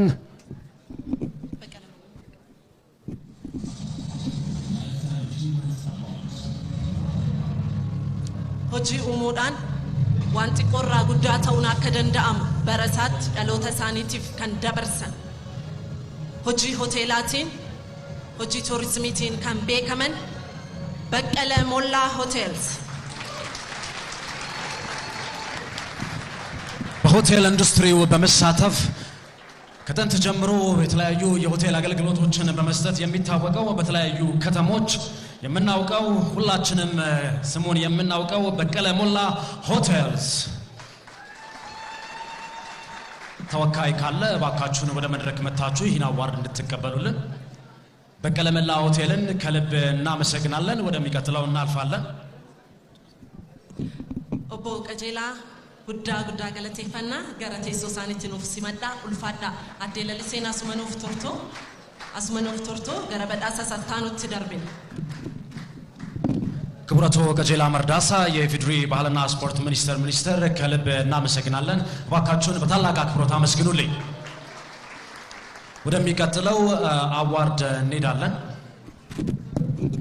በዳሰታንሞ ከኖፍ ከነን በዳሳ አዳ በከምቲ አዳቲ አምባሳደር ብርቱካን አያኖ ሚኒስትር ዴታ ሚኒስቴር ኢማአላ ከበቸ ጉዳዳን ገረልተንቺታ ነፌራን የሚቀጥለውን አዋርድ የሚሰጡልን አምባሳደር ብርቱካን አያኖ ውጭ ጉዳይ ሚኒስትር ዴታ እባካችሁን በአክብሮት ወደ መድረክ ተቀበሉልኝ።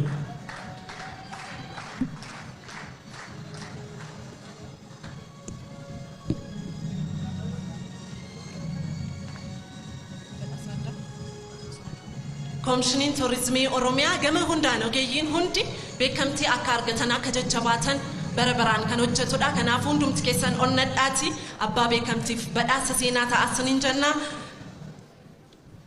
እዚህ ላይ አንድ የምናገረው ነገር አለኝ። ከዚህ በመቀጠል የምንሰጠው አዋርድ ቀደም ተናግረናል። ሁላችሁም የቱሪዝም አምባሳደሮች ናችሁ። ከዚህ በመቀጠል እንግዲህ በቱሪዝም ዘርፉ በጣም ትልቅ ስራን የሰሩ እንደዚሁም በግላቸው እንደዚሁም ደግሞ እንደ ድርጅት የኦሮሚያን ቱሪዝም በማስተዋወቅ ትልቅ ስራ የሰሩ አካላትን ነው ከዚህ በማስከተል የምናመሰግነው። የኦሮሚያ ቱሪዝም ኮሚሽንም እንግዲህ በዚህ ዘርፍ ትልቅ ስራ በመስራት የሚገኝ ተቋም ነው። ለማመስገንና እውቅና ለመስጠትም በቅቷል። እባካችሁ ለዚህ ተቋም ከፍ ያለ አክብሮት ስጡልኝ። ኦሮሚያን ብያ ኦሮሚያን በልዶዳ ኦሮሚያ ዋይ ኦሮሚያ ዋን ባይ ጀደሜ በሬፈሜ ዳሎታ ቲጨያቱ ዳሎታ ከናፍ ሞ ዋይ ኦሮሚያ akka dhalootaaf tolutti kan weellise weellisaa Hizqiyaas Mazammar ኦሮሚያ ያላትን ሀብት በሙዚቃ በማዜም ኦሮሚያ የብዙ ተፈጥሮ ባለቤት የብዙ የቱሪዝም መስህቦች ባለቤት መሆኗን እናውቃለን። ይህንን በሙዚቃ በማዜም የምናውቀው Hizqiyaas Mazammar እባካችሁን በታላቅ አክብሮት አክብሩልኝ። Hizqiyaas Mazammar weellisaa weellistoota sagalee kiiloolee qaban jedhamu keessaa tokko raastaa ta'uusaa garuu har'an argeessan inni bu jabaadhu Hizqiyaas dargaggoonni kaanis waa'ee aadaa keessanii waa'ee naannoo keessanii waa'ee eenyummaa keessanii sirriitti beeksisaa jabaadhu jennaan. Beekamtiin itti aanu immoo tuurizimiin piroomooshinii of danda'e barbaada beeksisa of danda'e barbaada. ቱሪዝም ራሱን የቻለ ማስተዋወቅ እንደዚሁም ደግሞ ኤክስፕሎር ማድረግ ማግኘት መሄድ ማየት መጎብኘትን ይፈልጋል። እንግዲህ በዛሬው ዕለት የምንሰጠው እውቅና በዚሁ ዘርፍ ትልቅ ስራ የሰሩ አካላቶችንና ግለሰቦችን ነው ማለት ነው።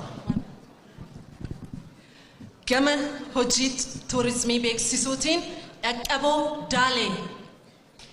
ዳሌ ሆጂ ፕሮሞሽን ዮኪን ሆጂ ቤክሲሳ ቱሪዝሚ ረት ጥየፈቹዳ turizimiin akka inni lafa qabatu akka hubannoon uummataa dabaluuf hojii guddaa nama hojjechaa turedha nama hojjechaas jiru.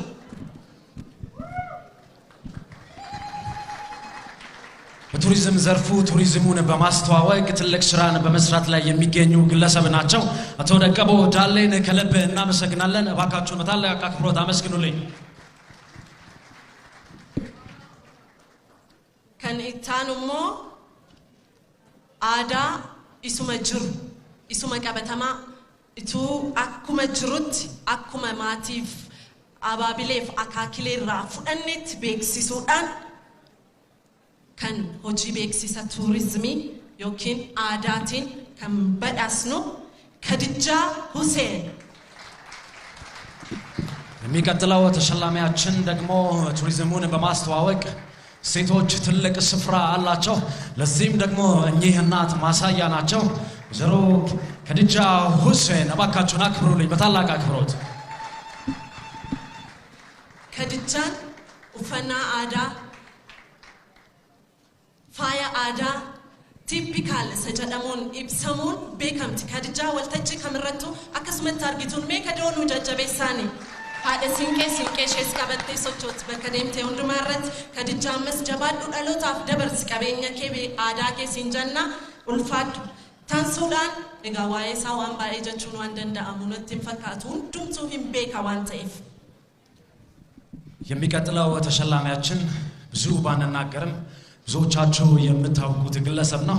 ሀገራችን ኢትዮጵያ በሙዚቃው ኢንዱስትሪ በጣም የምናከብረው በጣም የምንወደው ኦሮሚያ ሄሎ በሚገራርሙ ሙዚቃዎቹ የምናውቀው እንደዚሁም ስለ ኢሬቻ አዚመዋል ቀመር ዩሱፍ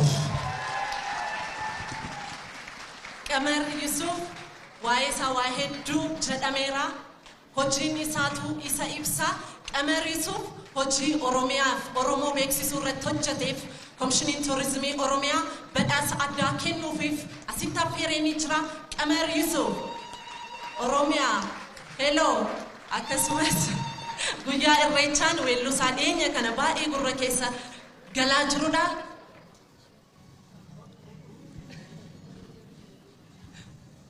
Qamar Yusuf beekamtii addaa warreen fudhatan keessaa tokko isa badhaafama awardii yookiin beekamtii addaa Komishinii Turizimii Oromiyaa bara kanaati. አርቲስት ገመር ኢየሱፍ እንግዲህ ሁላችንም በስራዎቹ እናውቀዋለን። በዛሬው ዕለት ደግሞ የልዩ የቱሪዝም አዋርድ ተሸላሚ ነው። ባካችሁን ከልብ አመስግኑልኝ። በስራዎቹ ሁሉም ትውልድ ያውቀዋል። በጣም እናመሰግናለን። ኦሮሚያን ስላስተዋወቅ፣ ስለ ኦሮሚያ ስላዜምክ፣ ስለዘፈንክ ከልብ እናመሰግናለን። guddaa galateeffannaa qamariini taansuudhaan immoo dafnee waamna yeroo keenya fayyadamuudhaaf jecha badhaasa addaa kan kenninu beekamtii addaa hojii turizimiin Komishinii Turizimii Oromiyaa hojjechaa jiru adda durummaadhaan namoota deeggaraa jiran keessaa Daawud Mammee isa tokkodha. Daawud Mummee kabaja guddaatu malaaf harka rukutaa fi hojii guddaa nama hojjechaa jiranidha. to ዳውድ ሙሜ የኦሮሚያ ቱሪዝም ኮሚሽን ኦሮሚያን በማስተዋወቅ እየሰራ ያለውን ስራ በመደገፍ በጣም የምናከብረውና በጣም የምንወደው ታላቅ ሰው ነው። to ዳውድ ሙሜን ከልብ እናመሰግናለን። guddaa galateeffannaa hojii turizimii Oromiyaa irratti hojjettaniif galanni keessan guddaadha. ulfaadhaa jennaan badhaafamtuun keenyatti aanu immoo milkeessa anamma gaafuma waltajjii qabu gaafuma guyyaa ayyaanaa gaafuma ifantii wayii jiraatu kanan uffata aadaa uffadhu atis akkasuma miti isinis akkasuma isheen kun garuu waggaa guutuu uffata aadaa uffatti isheen amma beekamtiin kennamuuf kun waggaa guutuu guyyoottan waggaa guutuu jiran hunda uffata aadaa Oromoo jijjiiraa uffatti nama ajaa'iba kun በነገራችን ላይ ያለን ትልቅ ሀብት ያለባበስ ባህላችን ለዓለምም የሚበቃ ነው። ከዚህ በማስከተል የምንሸልማት ትልቅ እናት አመቱን ሙሉ የኦሮሞን ባህላዊ ልብስ በመልበስ የምናውቃት እንደዚሁም ደግሞ ኦሮሚያን በማስተዋወቅ በጣም ትልቅ ስራን የሰሩ እናት ናቸው። በእውነቱ ስለሳቸው ብናወራ ብዙ መናገር እንችላለን። ወይዘሮ ደራርቱ ተሬሳ አባካችሁን አክብሩልኝ።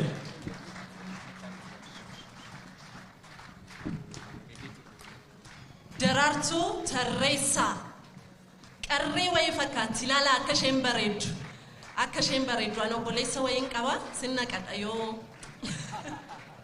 dhuguma waggaa guutuu uffata aadaa uffatanii akkasitti miidhaganii deemuu danda'uun nama addaa ishee taasisa. dhugumaan immoo nu boonsiteerti harka rukutaatiin galateeffadhaani umrii kanatti sammuu kanatti yaadamuun waan hin danda'amne yaadde sadarkaa boonuun oli kan isheen boonte eenyummaa isheetti Daraartuu jabadhu.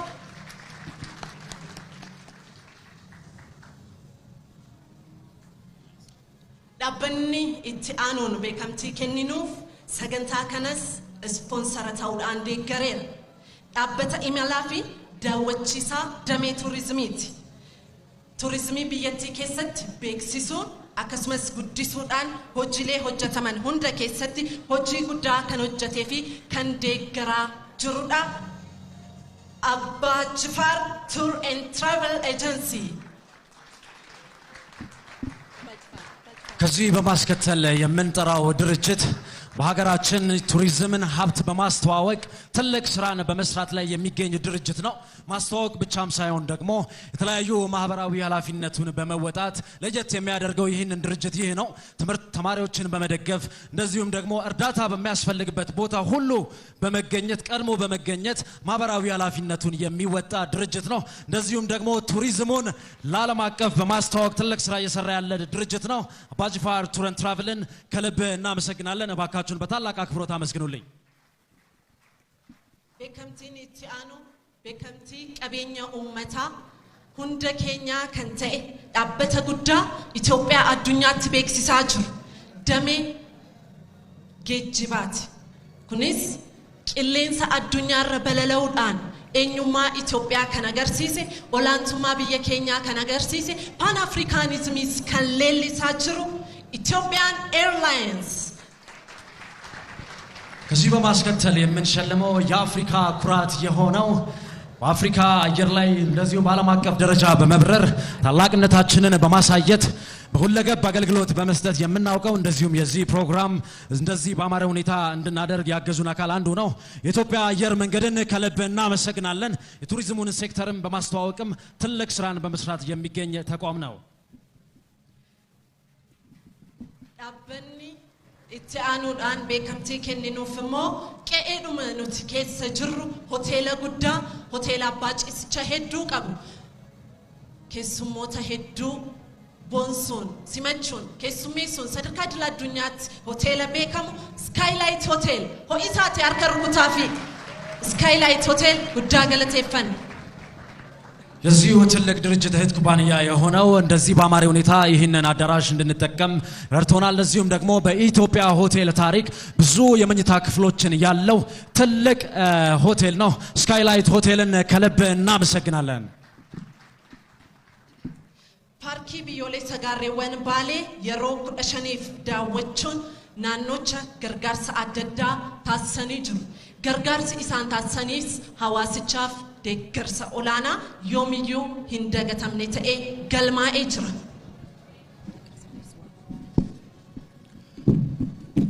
የባሌ ተራሮችን ከ15 ጊዜ በላይ ጎብኝቷል። እንደዚሁም ደግሞ በቱሪዝሙ ዘርፍ ኦሮሚያን በተለያየ መልኩ በማስተዋወቅ ብዙ ተግባራትን የሰሩ ሰው ናቸው። ዶክተር ኦርሌች ዋርነር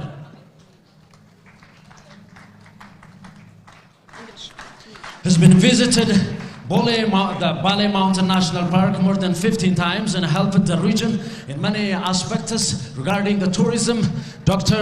Orlich Warner, please welcome him to the stage.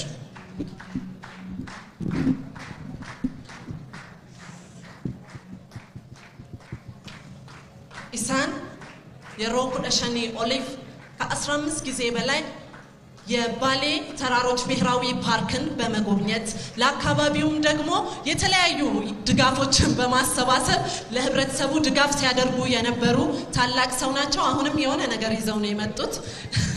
አመስግኑልን እሳቸውን። ለአካባቢው ማህበረሰብ ትልቅ ድጋፍ አድርገዋልና።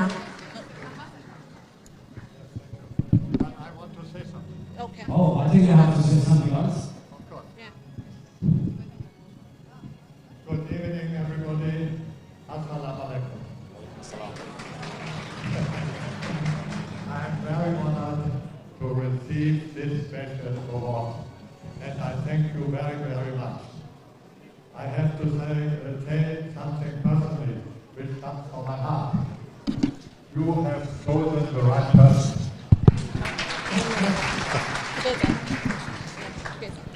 Right, okay.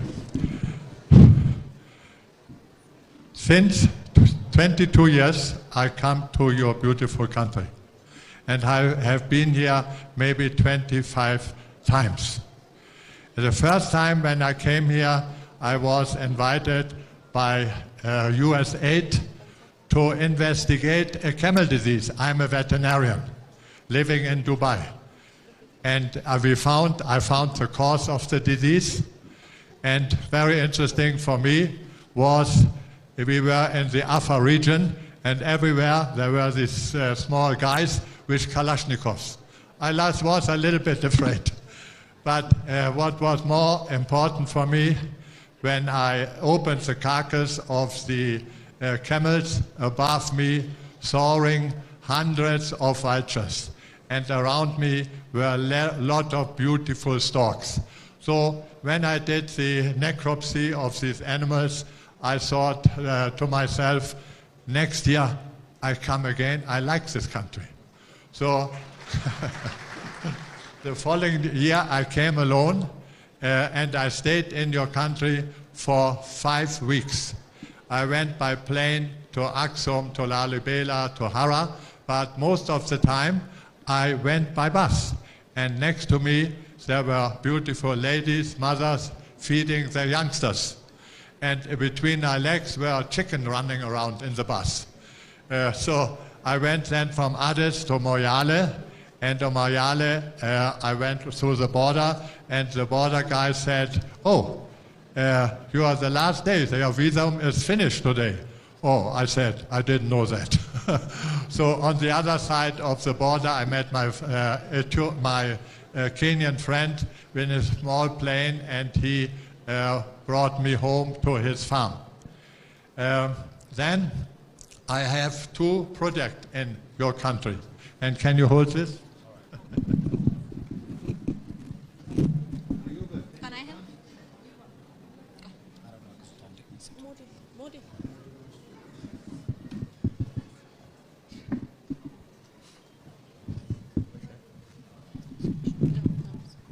Every time when I come from Dubai to your country, I bring these camel blankets. And these are blankets for the shepherds in the Bali Mountains. Ayuba, where are you? Ayuba, come. You have to explain it. So these are the small blankets for the shepherds in the mountains to protect them from the icy wind and the rain and the Bali Mountain and Simeon Mountains. And he can explain a little bit. Yeah. Thank you. Like this. Okay. Ayuba, thank you very much. The second project I have is with the veterinary faculty in Bischoftu in Debrecen. And I thank very much Dr. Getsch, who is here from the university. We have a special project, there he is, yeah. Have a special project on equine diseases. And we try in Dubai to make a vaccine against this disease to protect them. So these are my present 2 projects in your country. That means I will come every year again, maybe 2 or 3 times. Thank you very much. And Lilis, also for you an award. Yes. This is a beautiful book about your country. It's a book about Ethiopia. ዱባይ ሄጄ ያለም ይሄንን አሳይቶናል። እንደዚህ አይነት ሀገራችንን ኢትዮጵያ የሚወዱ አፍቃሪዎች ያብዛልን። ስለዚህ ሞቅ አድርጋችሁ ብትጨበጭቡ ጥሩ ነው። እንግዲህ አዋርድ ለመውሰድ መጥቶ አዋርድ የሰጠ ብቸኛ ሰው ነው። እናመሰግናለን። Dr. Urlish Warner, ega akkuma duratti dubbachaa turre hawaasa naannoo sana jiru waan fayyaduu danda'u gochuudhaan deeggaruudhaan beekamu har'as waltajjii kanarratti ijoolleen naannoo sana tikseedhaan hojjetaniif furmaata ta'uu danda'u akka yaadaattis akka dhiyeessittis nuuf dhiyeessaniiru harka rukutaatiin nu galateeffadha. Akkas qe'ee abbaan kabaje qe'ee abbaan ol qabe ormis dhufeetuma akkas kabajaan laalee ulfinaan gara qe'ee isaatti deebi'a waan ta'eef Komishinii Turizimiin Oromiyaa hojiin hojjechaa jiru hojii imeejii uummataa fi naannoo keenyaa ol kaasaa jirudha. Harka rukutaatiin nu galateeffadha. እንግዲህ ከልብ እናመሰግናለን። ኢትዮጵያን ብቻ ሳይሆን ኦሮሚያ ያላትን ብዙ ሀብት ለዓለም በማሳየት እንግዲህ የኦሮሚያ ቱሪዝም ኮሚሽን እንግዲህ እንደዚህ አይነት ትልልቅ ሰዎችን በመጋበዝ በዓለም አቀፍ ደረጃ ያለን ሀብት እንዲታይ እያደረጉ ነው። እንግዲህ የኦሮሚያ ቱሪዝም ኮሚሽን ከዚህ በላይ ስራዎችን እንዲሰራ ደግሞ የእናንተን እገዛ እንደዚሁም ደግሞ የእናንተን ሰፖርት ይፈልጋል። አሁን ግን በጣም ከልብ በአክብሮት አመስግኑልኝ። But as Yokim beekamtii keenyatti deebina beekamtiin itti aanu Best International Tourism Promoteriif kennama. Egaa sadarkaa idil addunyaatti turizimiin beekamaadha. Kan beekame kan ammoo sirriitti beeksisuudhaan beekamtiin kan kennamuuf Ali Dawood. Following this, we're about to give a special recognition for the Best International Tourism Promoter, Mr. Ali Dawood. Please welcome him to the stage. ከዚህ በማስከተል በመውሰድ ላይ ያሉት በዓለም አቀፍ ደረጃ ቱሪዝምን በማስተዋወቅ የሚታወቁ ሚስተር አሊ ዳውድ ናቸው። ከልብ እናመሰግናለን። እባካችሁን አመስግኑልኝ። Guddaa galateeffannaa isaanii beekamtii addaa nama guddaa Oromoof Oromiyaan qabdu, Itoophiyaan qabdu, Afrikaan qabdu, muuziqaan afaan addunyaati. Addunyaan illee qabeenya qabdu jennee nama guddaa beeksisnuudha. Waa'ee isaanii dubbachuufis, beeksisuufis, barreessuufis jechoonni namatti hanqatu nama guddaa addaati isaan artistii keenya Dr. Kabajaa Ali Birra አሁን አዋርድ የምንሰጠው በኦሮሞ ሙዚቃ ኢንዱስትሪ ውስጥ ትልቅ ስራን የሰሩ የኦሮሞ ሙዚቃ አባት በመባልም የሚታወቁ ስለሳቸው ብዙም ባንናገርም ስማቸው በቂ ነው። ቀደም ክቡር ፕሬዝዳንታችንም እንደገለጹት ክቡር ዶክተር አሊ ቢራ በዚህ ሰዓት ይህን ልዩ የእውቅና ሽልማት በመቀበል ላይ ይገኛሉ። ከልብ እናመሰግናለን።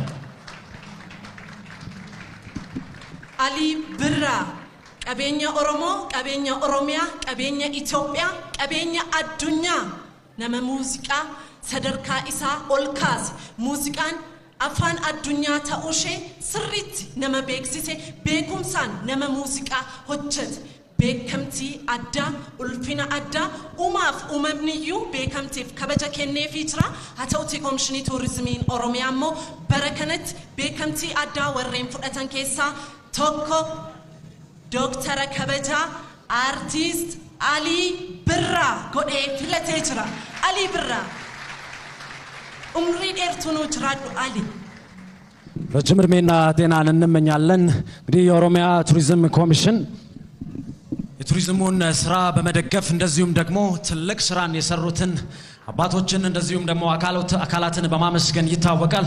እንግዲህ በኦሮሞ ሙዚቃ ኢንዱስትሪ ውስጥ ትልቅ ስራን የሰሩ ሁሌም ታሪክ የሚያመሰግናቸው እኚህ ትልቅ የሙዚቃ አባት ስንሸልማቸው በትልቅ ደስታና በትልቅ አክብሮት ነው። እባካችሁን እናንተ ደግሞ በታላቅ አክብሮት እንድታከብሩልኝ ጠይቃችኋለሁ። ቤከምቲን ኢቲአኖ ቤከምቲ አዳቲ ኡምሪሳ የሮ ገባብዱ ኬሰት ሴና ኤኝዩ ሀቁ እንደንዴኝ ሴና ኤኝዩ ቡቱ እንደንዴኝ ሰበሳፍ ሆጀቴ ዋይሳ ዋባ ኤጀቹ እንደንዴኝ ሰበቢንሳስ ኢሲኑ ቤክቱ ኑን ዴቢስኔ ስንትንም ኢኒ ነማ አዳቲ ኢሳ እረዴቢኔን አርገኑ እረዴቢኔስ ሂን ኡመኑ አርቲስት ሀጫሉ ሁንዴሳ እዚህ በማስከተል ልዩ ሽልማት የምንሰጠው ባጭር በኖረበት ባጭር እድሜው ብዙ ትልልቅ ስራዎችን በኦሮሞ ሙዚቃ ውስጥ እንደዚሁም ደግሞ በኦሮሞ ሕዝብ ልብ ውስጥ ትልቅ ስራን ሰርቶ ያለፈ ጀግና ነው። ይህም በጣም የምንወደው በጣም የምናከብረው አርቲስት ሀጫሉ ሁንዴሳ ባካችሁን ታላቅ አክብሮት አመስግኑልኝ። ወንድሙ እዚህ በመገኘት ይህንን ልዩ እውቅና በመቀበል ላይ ይገኛል። ከልብ እናመሰግናለን። ቤከምቲ አርቲስት ሀጫሉ ሁንዴሳ ከንፍደቴ ኦቦሌሰሳ ሲሳይ ሁንዴሳቲ ሀጫሉን ኦኔ ኤኝዩን ቀብኔ ቀባቴ ደርቤ ቤከምቲ ታኑት ደርቢን አርቲስቲ ጀባ ዋሄዱ አዱኛዳፍ አፋን ኬኛን ጉማች ቤከማ 911 ዳሎኔ ሄዱን ቤካን ከዚህ በማስከተል የምንሸልመው በተለያዩ ስራዎቹ የምናውቀው ትውልድ 911 በሚል ስራው ብዙዎቻችን እናውቀዋለን። በኦሮሚያ ሙዚቃ ታሪክ ውስጥም ብዙ ስራዎችን ሰርቶ ያለፈ ትልቅ የሙዚቃ ሰው ነው። አርቲስቲ ጉዳ ሀዩ በረሳ ከንቱሬ አርቲስት ንሆ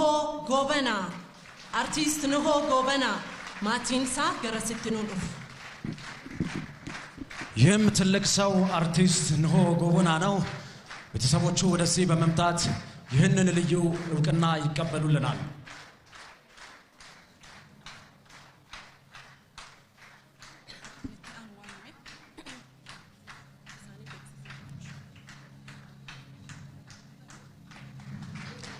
ከልብ እናመሰግናለን።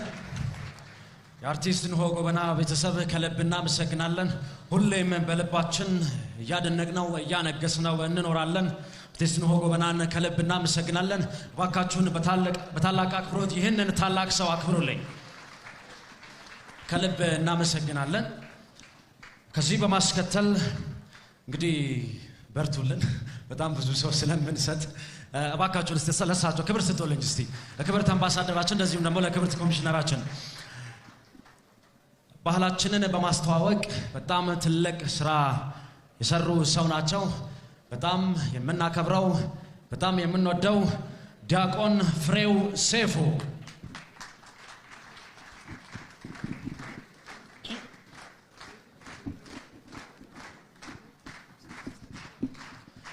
እንግዲህ እኚህ ሰው የኢትዮጵያን ብሔር ብሔረሰቦች ባህል እንደዚሁም ደግሞ በማስተዋወቅ በዓለም አቀፍ መድረክ በማስተዋወቅ የምናውቀው ትልቅ ሰው ነው ከልብ እናመሰግናለን ያለንን ብዙ ቋንቋ ያለንን ባህል ትውፊት ለዓለም አቀፍ መድረክ በማስተዋወቅ ትልቅ ስራን የሰራ ሰው ነው ዲያቆን ፍሬው ሴፉን ከልብ እናመሰግናለን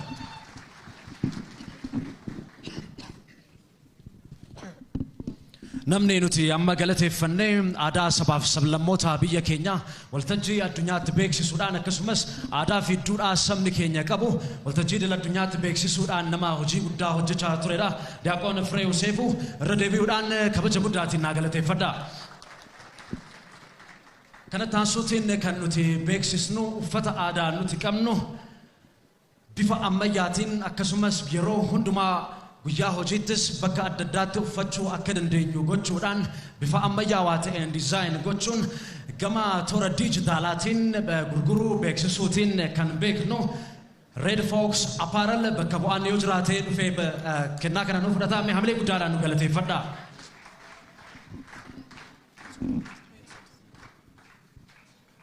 Bakka bu'aan Red Fox garanaa nuuf kottaa injiran yoo ta'e gara sattaanutti darbina.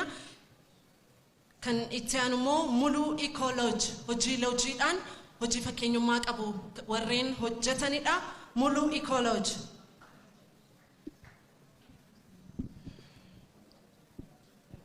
የሙሉ ኢኮሎጂ ተወካይ ካላችሁ ባካችሁን ኑና ይሄን ሽልማት እንድትወስዱ ባካችሁን በአክብሮት አመስግኑልኝ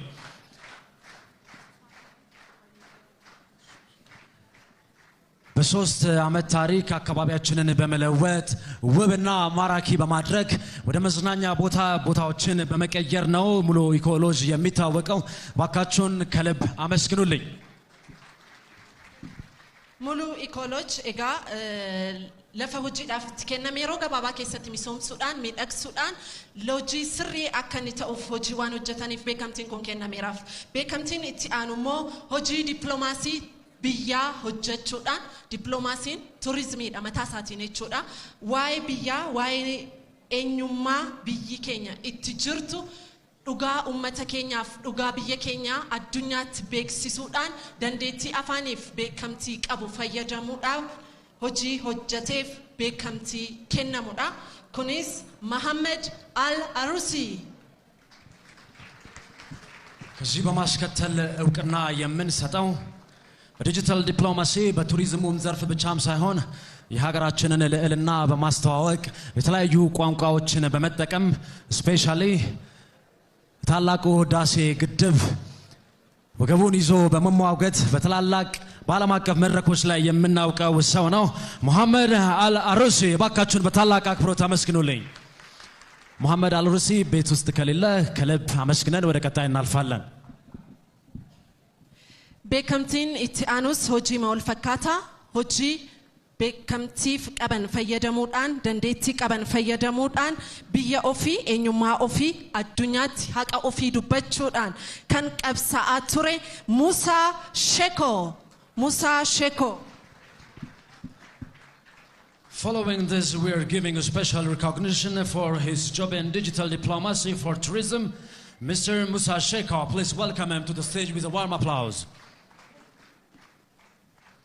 በዲጂታል ዲፕሎማሲ በቱሪዝሙ ሴክተር በሰራው ትልቅ ስራ አቶ ሙሳ ሼኮን ከልብ እናመሰግናለን ባካችሁን እናመስግኑልኝ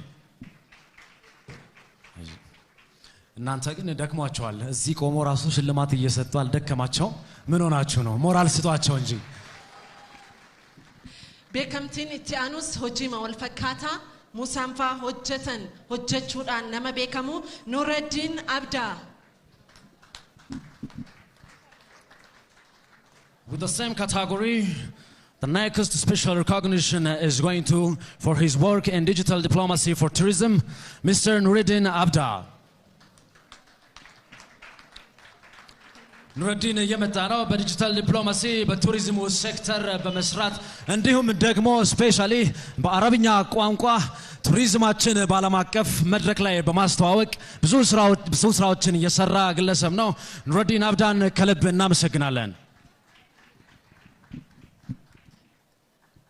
Nuraddinis hojii wal fakkaataa keessumaa digital diplomacy for tourism hojii bal'aa hojjetaniin beekamtiin kun kennameefi taansuudhaan Ambassador Sultan Abbagissa. Ambassador Sultan Abbagissa.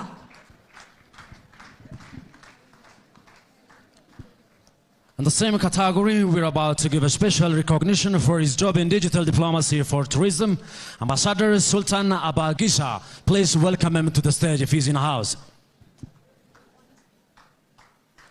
On his behalf, Mr. Nega is about to take the recognition.